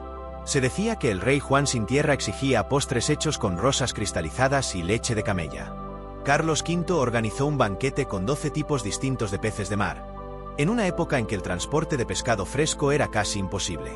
Cierre. Cuando comer era un acto de poder. Estos manjares prohibidos eran más que comida. Eran un espectáculo. Una declaración. Un recordatorio brutal de quién estaba arriba, y quién no. Porque si querías probar uno de estos platos, tenías que nacer rey. O estar dispuesto a morir por intentarlo. En la próxima sección exploraremos algo igual de impactante. La etiqueta en la mesa medieval. Porque incluso si lograbas llegar al banquete, un movimiento en falso podía arruinar tu vida. No bastaba con estar invitado a la mesa del rey. No bastaba con tener hambre o modales decentes. En la Edad Media, comer era un ritual. Y en ese ritual, una sola falta o una mancha, un bocado apresurado, una palabra fuera de lugar podía costarte el respeto, el puesto o tu vida. Esta sección es un viaje por las estrictas y a veces ridículas normas que regían los banquetes reales. Y por los castigos que esperaban a quienes las rompían. Interés. Las normas de oro de la mesa real. Las reglas eran claras. Y muchas. Aquí algunas de las más estrictas. No comer hasta que el rey lo hiciera. No hablar si tenías comida en la boca. No mirar fijamente al rey mientras comía. No tocar los alimentos con las manos desnudas, a menos que fueras campesino. No cortar pan con cuchillo, debías partirlo con los dedos. No sorber líquidos. Nunca hacer ruido al masticar. No mostrar placer excesivo al probar la comida. No limpiarte la boca con el mantel real. Había servilletas personales. No sentarte antes que tus superiores. Y sí, muchas veces había inspectores de etiqueta en los banquetes. Literalmente hombres encargados de observar faltas. Deseo. ¿Qué pasaba si rompías las normas? Los castigos eran proporcionales a tu rango y a la gravedad del error. Vergüenza pública, interrupción del banquete y humillación verbal ante todos. Expulsión inmediata, escolta fuera del salón. Podías ser vetado de futuros eventos. Degradación de rango, perder posición en la corte. Prisión o castigo físico, para nobles acusados de desacato. Pérdida de tierras o beneficios, si la falta se consideraba insulto al rey. Y lo más temido, el exilio gastronómico. Te prohibían asistir a cualquier otro banquete, lo que, en la Edad Media, equivalía a perder visibilidad política y poder real. Acción, situaciones reales de escándalo en la mesa. Luis XI de Francia arrojó una copa de vino al rostro de un noble por mirar su plato antes de tiempo. En Inglaterra, un conde fue despojado de su espada tras servirse carne 2 veces sin autorización. En Castilla, una noble fue azotada por traer su propio cuchillo maldito a la cena de un obispo. En Venecia, un invitado eructó tras el postre y fue desterrado de la ciudad. Los códigos eran tan importantes que había manuales enteros de etiqueta escritos para los hijos de nobles, como el famoso libro de las buenas costumbres. Curiosidades. Detalles ridículos pero reales. Las cucharas no se apoyaban nunca sobre el mantel. Se sostenían o se colgaban del cinturón. Si alguien estornudaba, debía hacer una reverencia inmediata. Los dientes no podían tocar el tenedor. Los vinos se mezclaban con agua caliente, y beberlos puros era grosero. Los nobles menores debían aplaudir en silencio cada vez que el rey brindaba. Cierre. El banquete como teatro del poder. Comer en la Edad Media no era alimentarse. Era representar tu lugar en la jerarquía. Era demostrar que merecías estar allí. Y si no sabías las reglas, mejor ni sentarte a la mesa. En la próxima sección, llegamos al cierre de este documental. La gran pregunta que lo resume todo. ¿De verdad quieres comer como un rey medieval? Un banquete. Risas. Música. Copas que chocan. Platos rebosantes. Y en medio de la fiesta, un grito. Una copa que cae. Un cuerpo que se desploma. La Edad Media estuvo llena de estos momentos. Porque en la mesa del poder, todo podía ser fachada. Una sonrisa podía ocultar un complot. Un brindis podía sellar una ejecución. Comer junto al rey podía ser una sentencia. Hoy te contamos los banquetes más famosos que terminaron en traición, envenenamiento y muerte. Donde la comida no era símbolo de unión, sino de guerra. Interés, 4 festines históricos que terminaron en sangre. Pergamino 1. El banquete de Roskilde, Dinamarca, 1157. 3 pretendientes al trono fueron invitados a negociar la paz. Se sentaron juntos, comieron juntos, y luego uno de ellos, Svend, intentó matar a sus rivales durante la cena. Uno murió. Otro escapó por una letrina. El tercero fue rey. Pergamino 2. El banquete negro, Escocia, 1440. El joven conde de Douglas, de 16 años, fue invitado con su hermano menor al castillo del rey. En mitad del banquete, le sirvieron la cabeza de un toro, símbolo de muerte.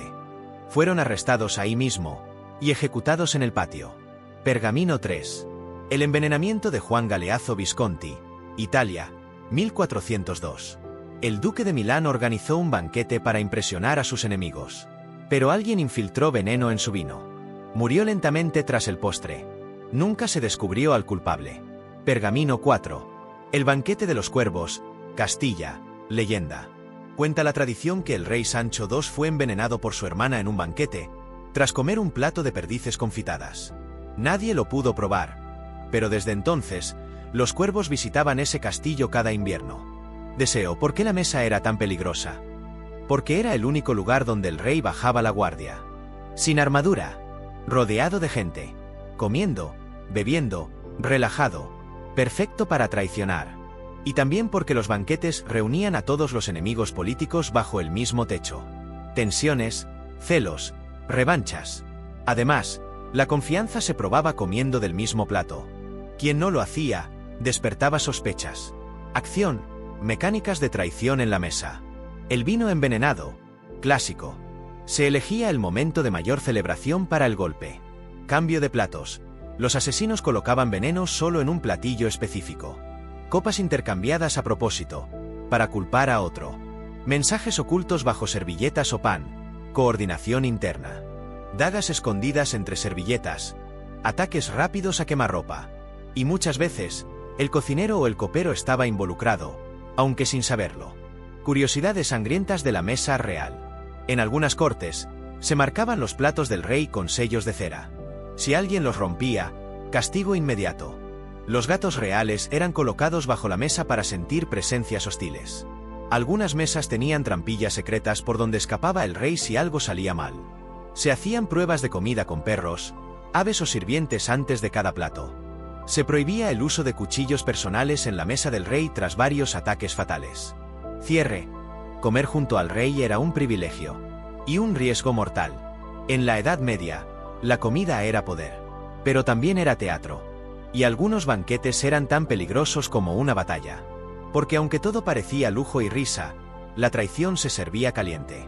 En la siguiente sección, nos vamos a otro lado de este universo. El arte de servir, los sirvientes invisibles que lo hacían todo posible. Porque detrás de cada banquete sangriento, hubo manos invisibles cocinando el destino. Los reyes comían como dioses. Los nobles se deleitaban. Los invitados aplaudían. Pero había figuras que no aplaudían. No comían. No hablaban. Solo miraban. Escuchaban. Y servían. Eran los sirvientes invisibles. Los que hacían que el banquete funcionara. Los que cocinaban, limpiaban, organizaban, vigilaban, y a veces, morían sin nombre. Esta sección rinde homenaje a esas vidas ocultas. A ese ejército silencioso que sostuvo, con manos callosas y espalda doblada, todo el esplendor de la mesa medieval. Interés. ¿Quiénes eran los sirvientes del banquete? Un banquete real podía requerir más de 200 personas trabajando. Entre ellas, cocineros principales, chef de cuisine, ayudantes de cocina, encargados de cortar, hervir, moler, catadores, que arriesgaban la vida probando los platos antes que el rey, coperos, responsables del vino y de que no fuera envenenado, escuderos de mesa, quienes servían los platos principales al rey, portadores de agua, responsables de lavar manos y platos, despenseros, encargados de controlar los alimentos, jardineros y recolectores, que proveían hierbas frescas, encargados del fuego, mantener brasas constantes era clave, y en niveles más bajos, sirvientes de limpieza, aprendices, cargadores, e incluso niños enviados por sus padres para servir y aprender. Deseo, condiciones de vida, entre privilegio y explotación. Servir en la cocina real podía ser un honor, o una condena. Muchos sirvientes eran esclavos o campesinos obligados. Dormían en el suelo, junto al calor de las cocinas. Comían las sobras, a veces incluso envenenadas por error. Eran acusados si algo salía mal, aunque no tuvieran culpa. Tenían prohibido hablar en voz alta en presencia de un noble. Pero también había recompensas. Los mejores cocineros podían ser ascendidos a la corte. Los coperos de confianza podían convertirse en consejeros. Algunos sirvientes ganaban fama y dinero suficiente para comprar su libertad. Acción. Momentos críticos de los sirvientes. En 1412, el copero de Enrique IV evitó un asesinato al interceptar una copa envenenada. Fue recompensado con tierras. En 1297, una cocinera de Navarra fue ejecutada tras un error con ingredientes de ayuno religioso. En 1478, los sirvientes de los Medici en Florencia fueron torturados tras una cena en la que desapareció una joya. Un ayudante de cocina fue el único testigo de una traición en la mesa, y desapareció misteriosamente. Los sirvientes sabían todo. Veían todo, pero no podían contarlo. Curiosidades, rutinas y secretos de la servidumbre. Los catadores tenían un horario estricto de ingestión controlada. Las cocinas tenían códigos secretos para marcar los platos. Algunos sirvientes eran entrenados desde niños en conventos y órdenes religiosas. Las servilletas de los nobles no podían ser tocadas por manos comunes. Se usaban señales silenciosas, toques, pestañeos, para coordinar el servicio. Y sí, los sirvientes también tenían supersticiones. Algunos colgaban dientes de lobo sobre las cocinas. Otros colocaban sal bajo los calderos para alejar el mal. Cierre. Sin ellos, no hubiera existido la mesa real. Los reyes brillaban. Pero era gracias a ellos. A los que cocinaban sin descanso. a los que servían sin voz, a los que, sin aplausos ni recompensa, sostuvieron el espectáculo del poder. La próxima y última sección lo reúne todo. ¿De verdad quieres comer como un rey medieval? Después de conocer lo que costaba servir esa mesa, quizá quieras pensarlo 2 veces. En la Edad Media, la comida no era solo alimento. Era símbolo, poder, religión y muchas veces, miedo. Hubo platos, ingredientes y bebidas que fueron oficialmente prohibidos por reyes, papas, nobles y cortes enteras. ¿El motivo?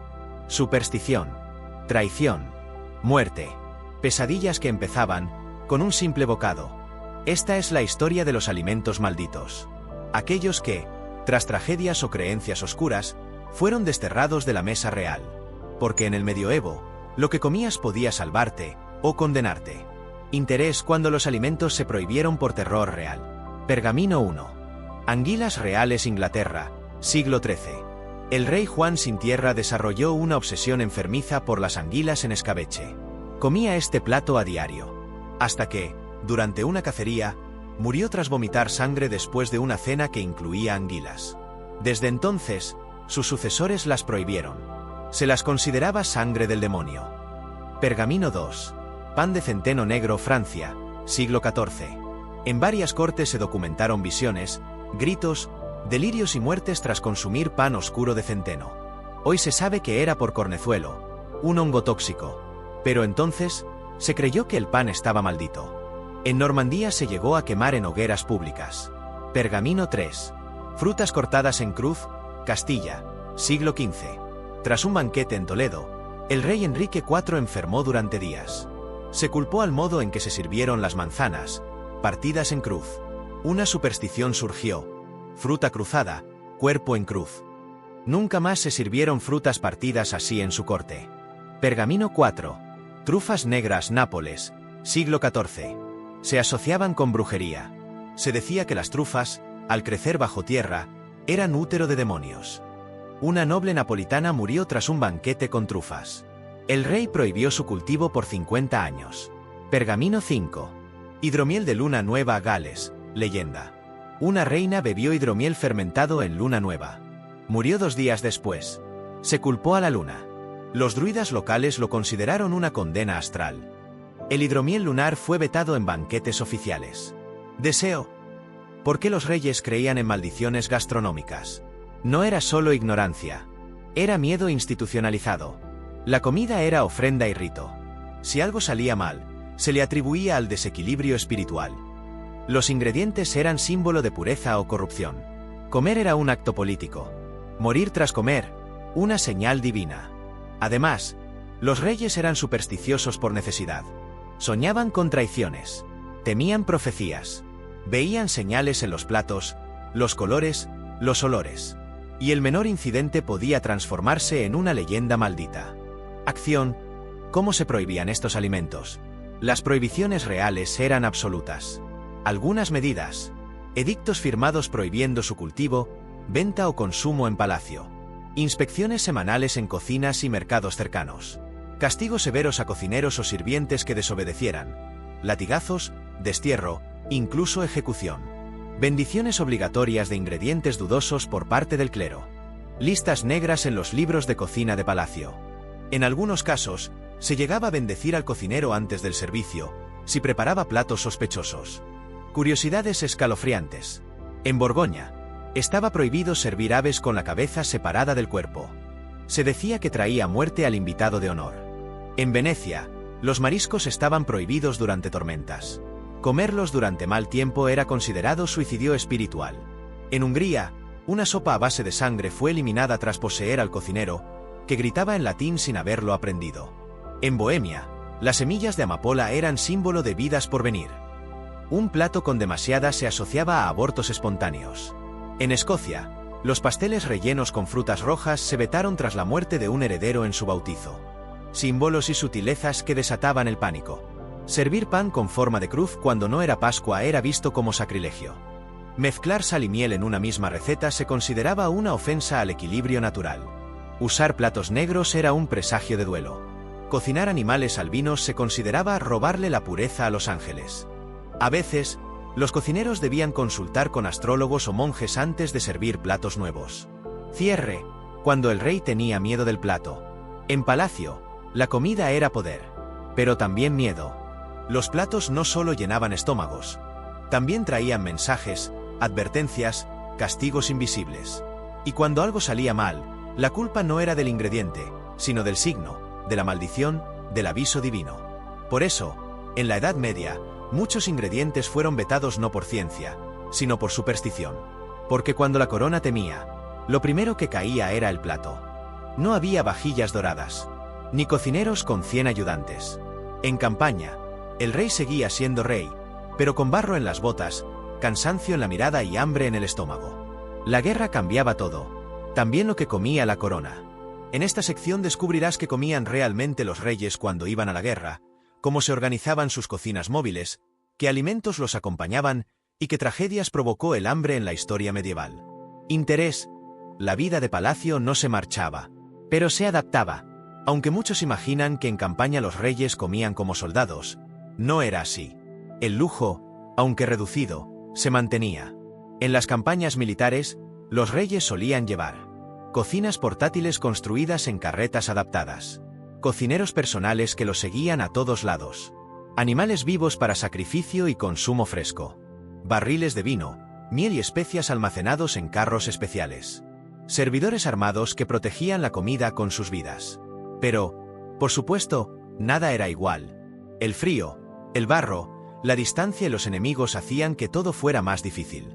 Y muchas veces, la comida real era cuestión de suerte y estrategia. Deseo. ¿Qué comían exactamente los reyes en campaña? Aquí está el menú típico de un monarca en tiempos de guerra. Pergamino desayuno, rápido y energético. Pan duro remojado en vino caliente. Miel.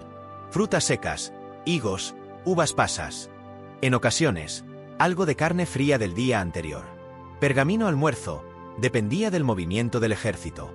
Estofados de cordero o conejo, si se lograba cazar. Pescado seco o ahumado. Pan de centeno o cebada. Vino especiado o cerveza aguada. Pergamino cena, el único momento con algo de formalidad. Plato principal con carne hervida. Caldo espeso con cereales. Quesos duros. Un dulce básico. Tortas de harina y miel. Las especias eran lo más importante. Ocultaban los sabores rancios y ayudaban a conservar los alimentos. Por eso, incluso en campaña, el rey exigía pimienta, clavo, canela, ingredientes más caros que el oro. Acción, organización logística de la cocina de guerra. Los cocineros de campaña estaban organizados militarmente. Su estructura era la siguiente. Maestro cocinero, el chef del rey, con rango especial. Encargado de provisiones, responsable de vigilar que no faltara comida. Cocineros de carpa, preparaban comida para oficiales y nobles. Cocineros de tropas, alimentaban al ejército, con caldos y panés. Encargados de fuego y leña, indispensables para cocinar. Probadores, personas que probaban los alimentos antes del rey para evitar envenenamientos. También había guardias para custodiar los barriles y almacenes. Sacrificadores y carniceros móviles. Sirvientes que cargaban agua limpia desde ríos o pozos. Cuchilleros que afilaban y mantenían el equipo. Todo estaba planificado para que la comida del rey fuera segura, rápida y posible. Porque en campaña, un rey hambriento era un rey débil. Curiosidades. Comidas extrañas en tiempos de batalla. El rey Eduardo I de Inglaterra llevaba consigo una caja de sal perfumada que agregaba a todos sus platos. Carlos V mandaba construir hornos de barro portátiles para cocinar pan caliente incluso en los Alpes. Algunos cocineros utilizaban sangre animal como conservante natural para carnes. En batallas largas, los reyes comían gachas con huesos triturados, creyendo que eso fortalecía sus músculos. En invierno, se enterraban provisiones en nieve y hielo para mantenerlas frescas. Tragedias de la cocina real en guerra. Pergamino muerte por carne podrida, campaña de Flandes, 1479. Durante una marcha, el suministro de carne se retrasó. Cuando llegó, estaba en descomposición. Varios oficiales y nobles enfermaron. Se dijo que un duque murió con la lengua negra por infección intestinal. Pergamino envenenamiento en plena batalla, Castilla, 1302. Un copero fue sobornado para añadir veneno al vino real. El rey no lo bebió, pero 3 nobles sí. Murieron vomitando sangre. El copero fue colgado y hervido como castigo. Pergamino, el incendio de la cocina real. Guerra de los 100 años. 1357.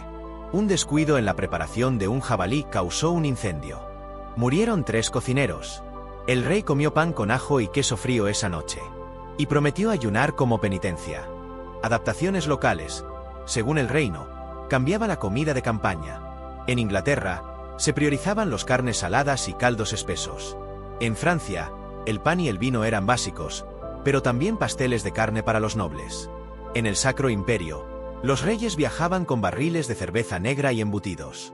En Castilla, se llevaba queso curado, legumbres cocidas y almendras tostadas.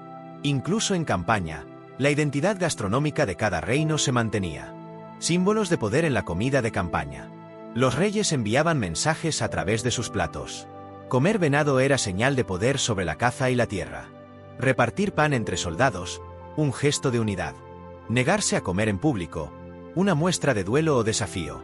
Hubo batallas donde el rey ayunó voluntariamente antes de atacar, como acto religioso o supersticioso. Y otras donde se comía con exceso antes de la guerra, como si fuera la última cena. Cierre. La guerra también se cocinaba. En la Edad Media, no había victoria sin estómago lleno. Y aunque el rey pudiera tener corona, espada y ejército, si no comía bien, no mandaba bien. Por eso, incluso en medio del barro y la sangre, la comida seguía siendo prioridad. Porque en campaña, un plato caliente podía ser más valioso que una armadura. Silencio. Candelabros encendidos. Rostros tensos. Y en medio, una mesa repleta de manjares. Pero nadie ríe. Nadie brinda. Porque en este banquete, el homenajeado está muerto. En la Edad Media, la muerte de un rey no se lloraba solamente, se celebraba. Con comida, con rituales, con banquetes. Y a veces, esas cenas eran más lujosas, más impactantes y más simbólicas que cualquier coronación. En esta sección vas a descubrir los festines funerarios reales. Los que servían para despedir a un monarca, o para mostrar que el poder seguía vivo. Interés. ¿Qué era un banquete funerario real? Cuando un rey moría, no bastaba con enterrarlo. Había que demostrar que su legado seguía, que su poder no terminaba con su cuerpo, que su nombre merecía honra eterna. Y para eso se organizaban banquetes solemnes, conocidos como cenas de paso, festines del silencio o banquetes del alma. Se hacían días después del fallecimiento, una vez asegurado el trono por su heredero. Y eran tan espectaculares como tétricos. Deseo. ¿Qué se servía en estos festines? La comida no era casual. Era símbolo puro. Pergamino, pan negro y pan blanco. El negro representaba la muerte. El blanco, la esperanza. Se comían ambos juntos. Pergamino, carne hervida sin sal. Se decía que la sal preservaba. La carne sin sal simbolizaba que nada del cuerpo debía conservarse. Pergamino, pescado en salsa de ajo. El ajo, por su olor fuerte, alejaba a los espíritus. Era ingrediente obligatorio. Pergamino, vino aguado. Beber vino puro era símbolo de celebración. En cambio, el vino diluido mostraba duelo y humildad. Pergamino, dulces de almendra en forma de cráneo. Postres modelados como calaveras o huesos. No era Halloween. Era liturgia. Pergamino, caldo de huesos. Símbolo del alma que se libera del cuerpo. A veces se servía como entrada, acompañado por un rezo. Acción. Rituales y dramas en torno a la mesa funeraria. El asiento vacío del rey. Siempre se dejaba una silla intacta, con ropa real. En ella, nadie podía sentarse. Algunos colocaban la corona sobre el respaldo. El plato del difunto. Se servía un plato completo al fallecido, que nadie tocaba. Al final del banquete, era enterrado junto a él. El pan compartido. Los nobles debían compartir pan de a dos, como símbolo de reconciliación. Rechazarlo era sospechoso. El brindis de la eternidad. Un momento exacto donde todos brindaban en silencio mirando al plato vacío. Si alguien hablaba, se le retiraba el vino. Tragedias, tensiones y traiciones en los festines de la muerte. Pergamino, la cena de Enrique II de Inglaterra, 1189. Tras la muerte del rey, su hijo Ricardo convocó un banquete. Durante la cena, un noble sugirió que el rey había sido envenenado. Hubo pelea. Y esa noche, el cuerpo fue desenterrado para una segunda revisión. Pergamino, el festín fúnebre de Carlos IV, 1328. Se descubrió que uno de los platos servidos contenía un insecto venenoso. Nadie comió. Se desató pánico. El copero fue ejecutado. Pergamino, el banquete de Isabel la Católica, 1504. Aunque ella pidió humildad, su corte organizó un festín excesivo. Hubo tanto despilfarro, que la gente comenzó a murmurar que su alma no descansaría. Días después, una tormenta azotó la región. Se consideró castigo divino. Símbolos gastronómicos de la muerte: comer carne sin cortar, no interrumpir el viaje del alma. Usar vajilla negra o de barro simbolizaba luto. Servir solo un tipo de carne, unidad del reino. Comer en silencio total durante el primer plato, respeto absoluto. A veces, el postre incluía frutas podridas a propósito, como señal de la corrupción inevitable del cuerpo. Variaciones por regiones y creencias. Pergamino, Francia. Se comía pastel de cebolla y queso, por ser ingredientes terrenales. Pergamino, Inglaterra. El vino era bendecido por 3 clérigos antes de servirse. Pergamino, Castilla. Se usaba azafrán en caldos oscuros, como símbolo de sangre y gloria. Pergamino, Alemania. El banquete incluía oraciones entre platos, y muchas veces, música fúnebre en vivo. Pergamino, Italia. El plato final era pan con aceite y ceniza, que los asistentes colocaban en el altar familiar. Curiosidades que parecen inventadas, pero son reales. En Borgoña, los platos eran servidos por monjes, no sirvientes, durante los banquetes fúnebres. Algunos reyes dejaron instrucciones específicas: qué comer, cuándo, qué decir.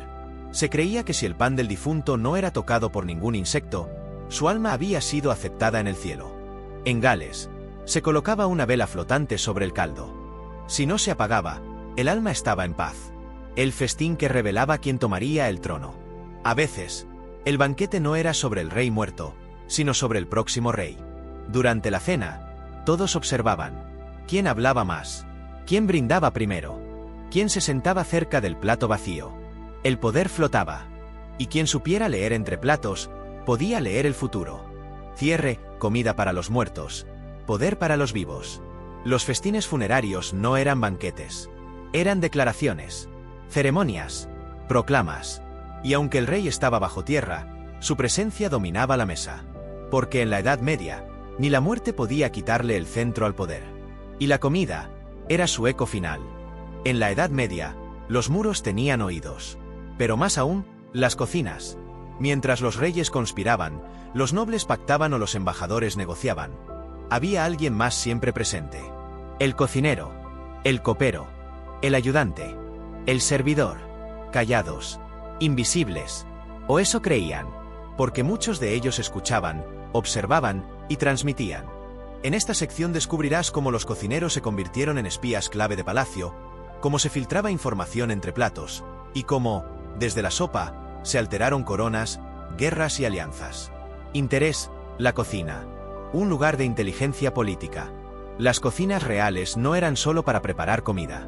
Eran puntos de reunión, de paso obligado, de interacciones entre clases. Y eso las convertía en el sitio perfecto para escuchar conversaciones privadas, ver con quién comía quién, descubrir qué mensaje se pasaba con qué plato, detectar preferencias, enfermedades, manías. Era simple. El cocinero sabía quién era alérgico, quién estaba enfermo, quién vomitaba después de beber, quién temblaba antes de una decisión. Y eso era poder. Deseo: ¿cómo funcionaban estos espías de cocina? Pergamino 1. Códigos en los platos. Cambios sutiles en la sal, el picante o la presentación indicaban mensajes secretos entre cocineros y nobles aliados. Pergamino 2. Observación directa. Los cocineros, al servir, veían expresiones, gestos, muecas. Un parpadeo podía significar traición. Una sonrisa fingida, peligro. Pergamino 3. Escucha pasiva. Las cocinas colindaban con salones y pasillos clave. A través de rejillas, puertas entreabiertas y túneles de servicio, escuchaban todo. Pergamino 4. Tráfico de ingredientes falsos. Un cocinero introducía una especia inusual, pero en realidad era un mensaje camuflado.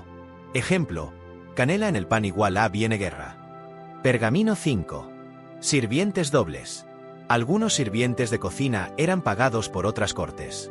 Llevaban información sobre dietas reales, alianzas secretas, incluso estados de salud. Acción: Casos históricos de espionaje culinario. Pergamino, el chef traidor de Sicilia, 1223. Un cocinero árabe en la corte de Federico II informaba al califato sobre las rutas de suministro de la campaña. Fue descubierto por una salsa incorrecta. Ejecutado tras confesión. Pergamino, el pastel que desencadenó una guerra, Borgoña, 1410. Un noble francés recibió un pastel con un símbolo oculto en el azúcar, una cruz torcida. Lo interpretó como amenaza. Denunció a la corte rival. Estalló un conflicto local que duró 3 años. Pergamino, la sopa reveladora de Venecia, 1467. Un cocinero veneciano colocó almendras dulces en lugar de amargas para avisar a un embajador que estaba siendo espiado. Salió esa misma noche. Al día siguiente, fue acusado de traición. Pergamino, el brindis del copero infiltrado, Londres, 1501. Un copero enviado por España fingió lealtad al rey inglés. En realidad, cada vez que servía vino, sus palabras revelaban datos a un noble aliado. Fue descubierto por un error de protocolo. Torturado durante días. Curiosidades verídicas del espionaje culinario. En algunos palacios, los cocineros firmaban un juramento de silencio antes de cocinar para el rey. Se establecían rutas de ingredientes con claves secretas. El pescado llegó podía significar el mensajero cruzó la frontera. Algunos nobles enseñaban códigos culinarios a sus hijos desde pequeños. Existían manuscritos con lenguaje de los cocineros espías, textos cifrados con recetas inventadas. Las cucharas de plata no solo eran lujo, también se usaban para esconder micropergaminos enrollados. Castigo si eras descubierto. El precio por traicionar desde la cocina era altísimo. Corte de lengua si se creía que el cocinero habló más de la cuenta. Mutilación de manos para que no volviera a cocinar. Encierro en mazmorras húmedas, por escuchar secretos que no debía oír. Ejecución pública, si lo que transmitió causó muertes o pérdida de batallas. Exilio perpetuo, en caso de espionaje sin daños mayores. En muchas cortes, los cocineros no podían abandonar el palacio sin permiso directo del rey. Los cocineros que se convirtieron en héroes secretos. Pergamino, el cocinero de Granada, 1481. Durante las tensiones entre musulmanes y cristianos, un cocinero llevó en sus recetas el mensaje que permitió salvar a una embajada de ser emboscada. Hoy tiene una calle con su nombre. Pergamino, la repostera de Borgoña. Pasó mensajes a la resistencia escondidos en empanadas. Se dice que usaba uvas envenenadas como distracción. Nunca fue capturada. Pergamino, el sirviente que evitó un regicidio, Navarra, 1322. Notó un cambio en la disposición de platos. Lo interpretó como intento de asesinato. Avisó. El rey se salvó. Fue ascendido a jefe de cocina y vivió protegido por el resto de su vida. ¿Cómo se entrenaba un cocinero espía? Aunque parezca increíble, había escuelas secretas. Se enseñaban lenguajes codificados a través de especias y presentación. Se entrenaba la memoria fotográfica y auditiva para recordar detalles sin escribir nada. Se instruía en historia, política y heráldica, para poder interpretar símbolos y gestos. Se practicaban juegos de adivinanza para detectar intenciones a partir de lo que se servía o no se servía. Y, sobre todo, se repetía una máxima.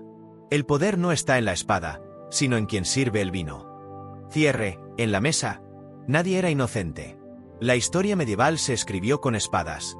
Sí, pero también con cucharones, cuchillos de cocina y jarras de vino. Porque el verdadero espía no era el caballero con capa, sino el hombre que le servía el caldo. Y en la Edad Media, la cocina no solo alimentaba, decidía el destino de los reinos. Todos imaginan que los reyes comían como dioses. Pero la verdad es que muchas veces, comieron como condenados. Porque el lujo no siempre trae buen gusto. Y en la Edad Media, el deseo de impresionar, dominar o simplemente sobrevivir, llevó a la realeza a probar algunos de los platos más horrendos, grotescos, tóxicos y repulsivos jamás servidos. Esta sección es un viaje directo al infierno gastronómico medieval, donde la nobleza no temía nada, ni siquiera al veneno, al asco o a la locura. Interés, ¿por qué los reyes comían cosas tan terribles? No era locura, aunque a veces lo parecía. Era cuestión de poder. Comer algo repugnante era mostrar dominio absoluto sobre el cuerpo. Servir lo grotesco era una forma de exhibir riqueza y creatividad. Ingerir lo peligroso era una demostración de inmunidad casi divina. Y además, no había ciencia alimentaria. Si algo sabía mal, picaba o apestaba, se consideraba exótico.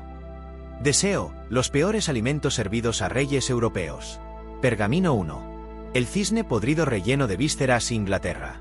Durante un banquete de Enrique III, se sirvió un cisne que había sido previamente fermentado en su propia sangre. La piel se resecaba, se pintaba con oro, y dentro, se colocaban hígados, riñones y sesos picados.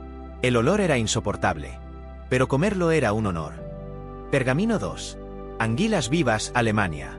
En la corte de Sajonia, se ofrecía como manjar ver a un noble morder la cabeza de una anguila aún retorciéndose.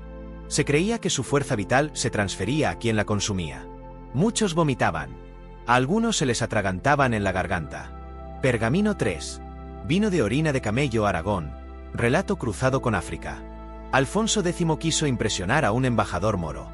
Le sirvieron un vino fermentado que, según leyendas, se hacía con líquido de camello para darle sabor exótico y noble.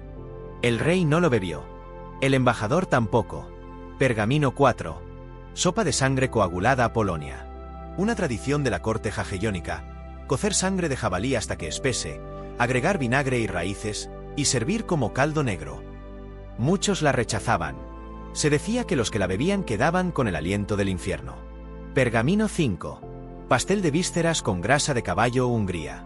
Una tarta horneada con riñones, grasa de caballo, clavos de olor y cebolla.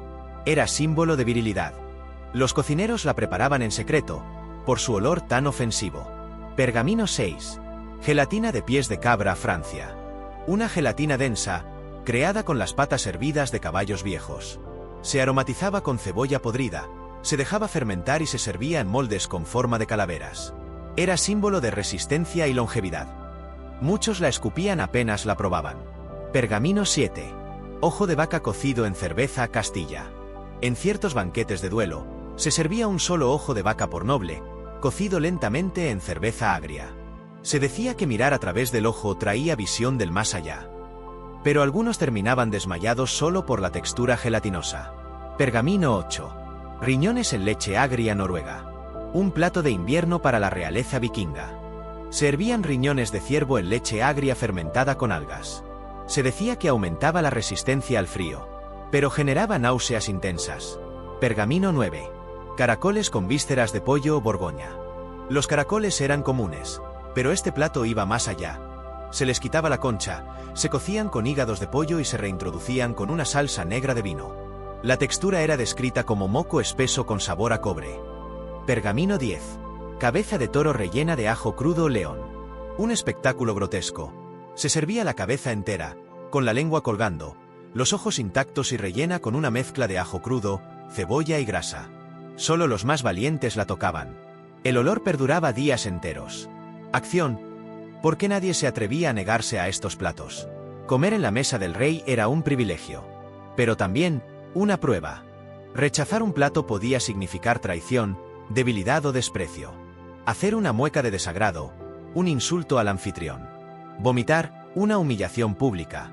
Por eso, muchos nobles entrenaban su estómago tanto como su espada. Algunos incluso tomaban infusiones de hierbas antes del banquete para resistir lo que sabían que vendría. Pergamino 11. Manteca con cenizas humanas, rumor en la corte de Vlad III, el empalador. Una leyenda dice que Vlad servía pan untado con manteca mezclada con cenizas humanas de enemigos ejecutados. Aunque no hay pruebas sólidas, el simple rumor mantenía a sus enemigos aterrorizados, y a sus cortesanos mudos de horror. Pergamino 12. Pastel de lengua de cordero fermentada, a Bohemia. La lengua se fermentaba en vinagre durante una semana, luego se trituraba con grasa y hierbas, y se cocía en masa cerrada. El sabor era tan fuerte que muchos se tapaban la nariz antes de probarlo. Pergamino 13. Gelatina de testículos, Escocia medieval. Sí, testículos de carnero, cocidos y luego gelificados con caldo de huesos. Se ofrecía como un símbolo de fertilidad masculina. Pero la textura viscosa era repulsiva para la mayoría. Pergamino 14. Pulmón de jabalí relleno de queso mohoso, Austria. Un experimento culinario. Se hervía un pulmón entero y se rellenaba con queso viejo, ajo, pimienta y algo de vinagre. El corte liberaba un olor descrito como muerte en cubos. Pergamino 15. Pan de tierra, Rusia. En épocas de hambre, algunos reyes comieron pan hecho con corteza de árbol y tierra tamizada mezclada con harina. La textura era arenosa, el color gris, y el resultado, muchas veces mortal por parásitos. Interludio, la mente detrás de estos platos. Cocineros obrando en el límite. No eran bromas. No eran errores. Muchos cocineros creaban estos platos por órdenes directas. Impresionar, asustar, demostrar. Algunos pensaban que si el plato hacía llorar o palidecer a un noble, entonces funcionaba. Y no olvidemos que no existía refrigeración adecuada. No se conocía la toxicidad de muchos ingredientes. La superstición reemplazaba a la ciencia. Así nacían auténticos horrores culinarios que ningún paladar moderno toleraría. Pergamino XVI. Caldo de tripas con cabello humano, Sicilia, siglo XIII.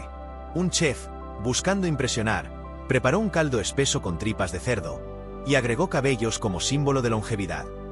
El resultado fue vomitado por 3 nobles. El cocinero fue despedido y encerrado. Pergamino XVII. Piel de rata rellena, Provenza. Ratas capturadas del campo, desolladas, vaciadas, y su piel rellena con carne picada, pan y especias. Se decía que imitaba a las codornices.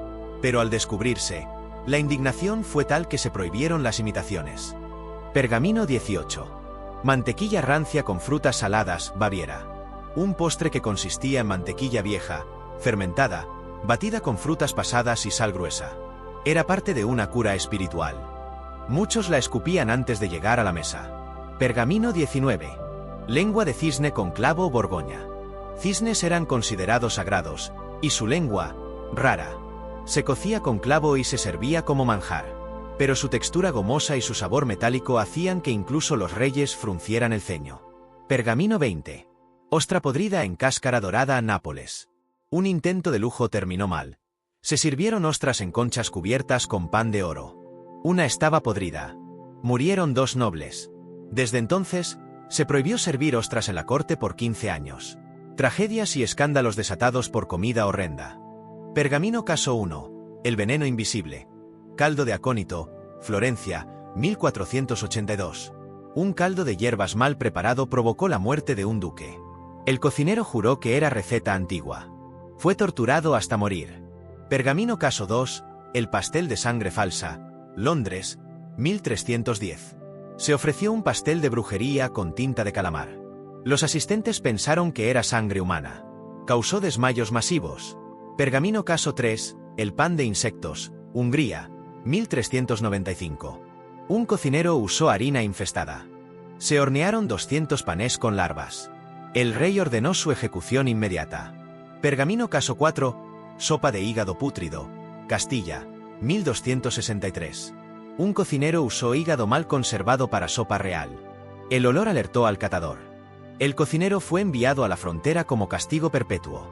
Estos platos no eran errores. Eran decisiones. Cada uno tenía un símbolo oculto. Comer ojos, vigilancia, clarividencia, control. Beber sangre animal, fortaleza, virilidad, inmortalidad. Ingerir vísceras, dominio sobre el miedo, valentía ante la muerte. Probar carne fermentada, resistencia, fe en la supervivencia. Servir postres amargos, sabiduría, humildad, final del ciclo. Así, la repulsión se transformaba en rito.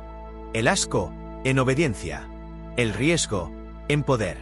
Cuando la locura gastronómica reflejaba el estado del reino. Un reino con platos excesivos, inmundos o riesgosos, era muchas veces un reino inestable. Los cocineros lo sabían. Y también los embajadores. Si un rey ofrecía carne cruda, estaba desesperado. Si forzaba a los nobles a comer órganos, quería asustar o someter. Si nadie tocaba un plato, había miedo. O veneno. La mesa hablaba. Y lo que se comía, era política, guerra y profecía. Los últimos monarcas en comer comida del infierno. Pergamino Iván el Terrible, Rusia. Se dice que comía carne de oso curada con grasa de caballo y hierbas psicotrópicas. Pergamino Enrique VIII, Inglaterra. Adicto a los platos de lengua de buey cocida en vino podrido. Pergamino Carlos VI, Francia. Enloquecido, exigía carne cocida en sangre humana para purificar su alma. Nunca fue servido, oficialmente. Cierre, una corona sobre un estómago de acero. El poder se mide en batallas ganadas, en tierras conquistadas, en pactos sellados, pero también en lo que eres capaz de tragar sin temblar. Porque en la Edad Media, la verdadera prueba de la realeza no siempre era la espada. Era el plato. Y aquellos que sobrevivieron a la mesa del infierno. Fueron, quizás, los más duros de todos.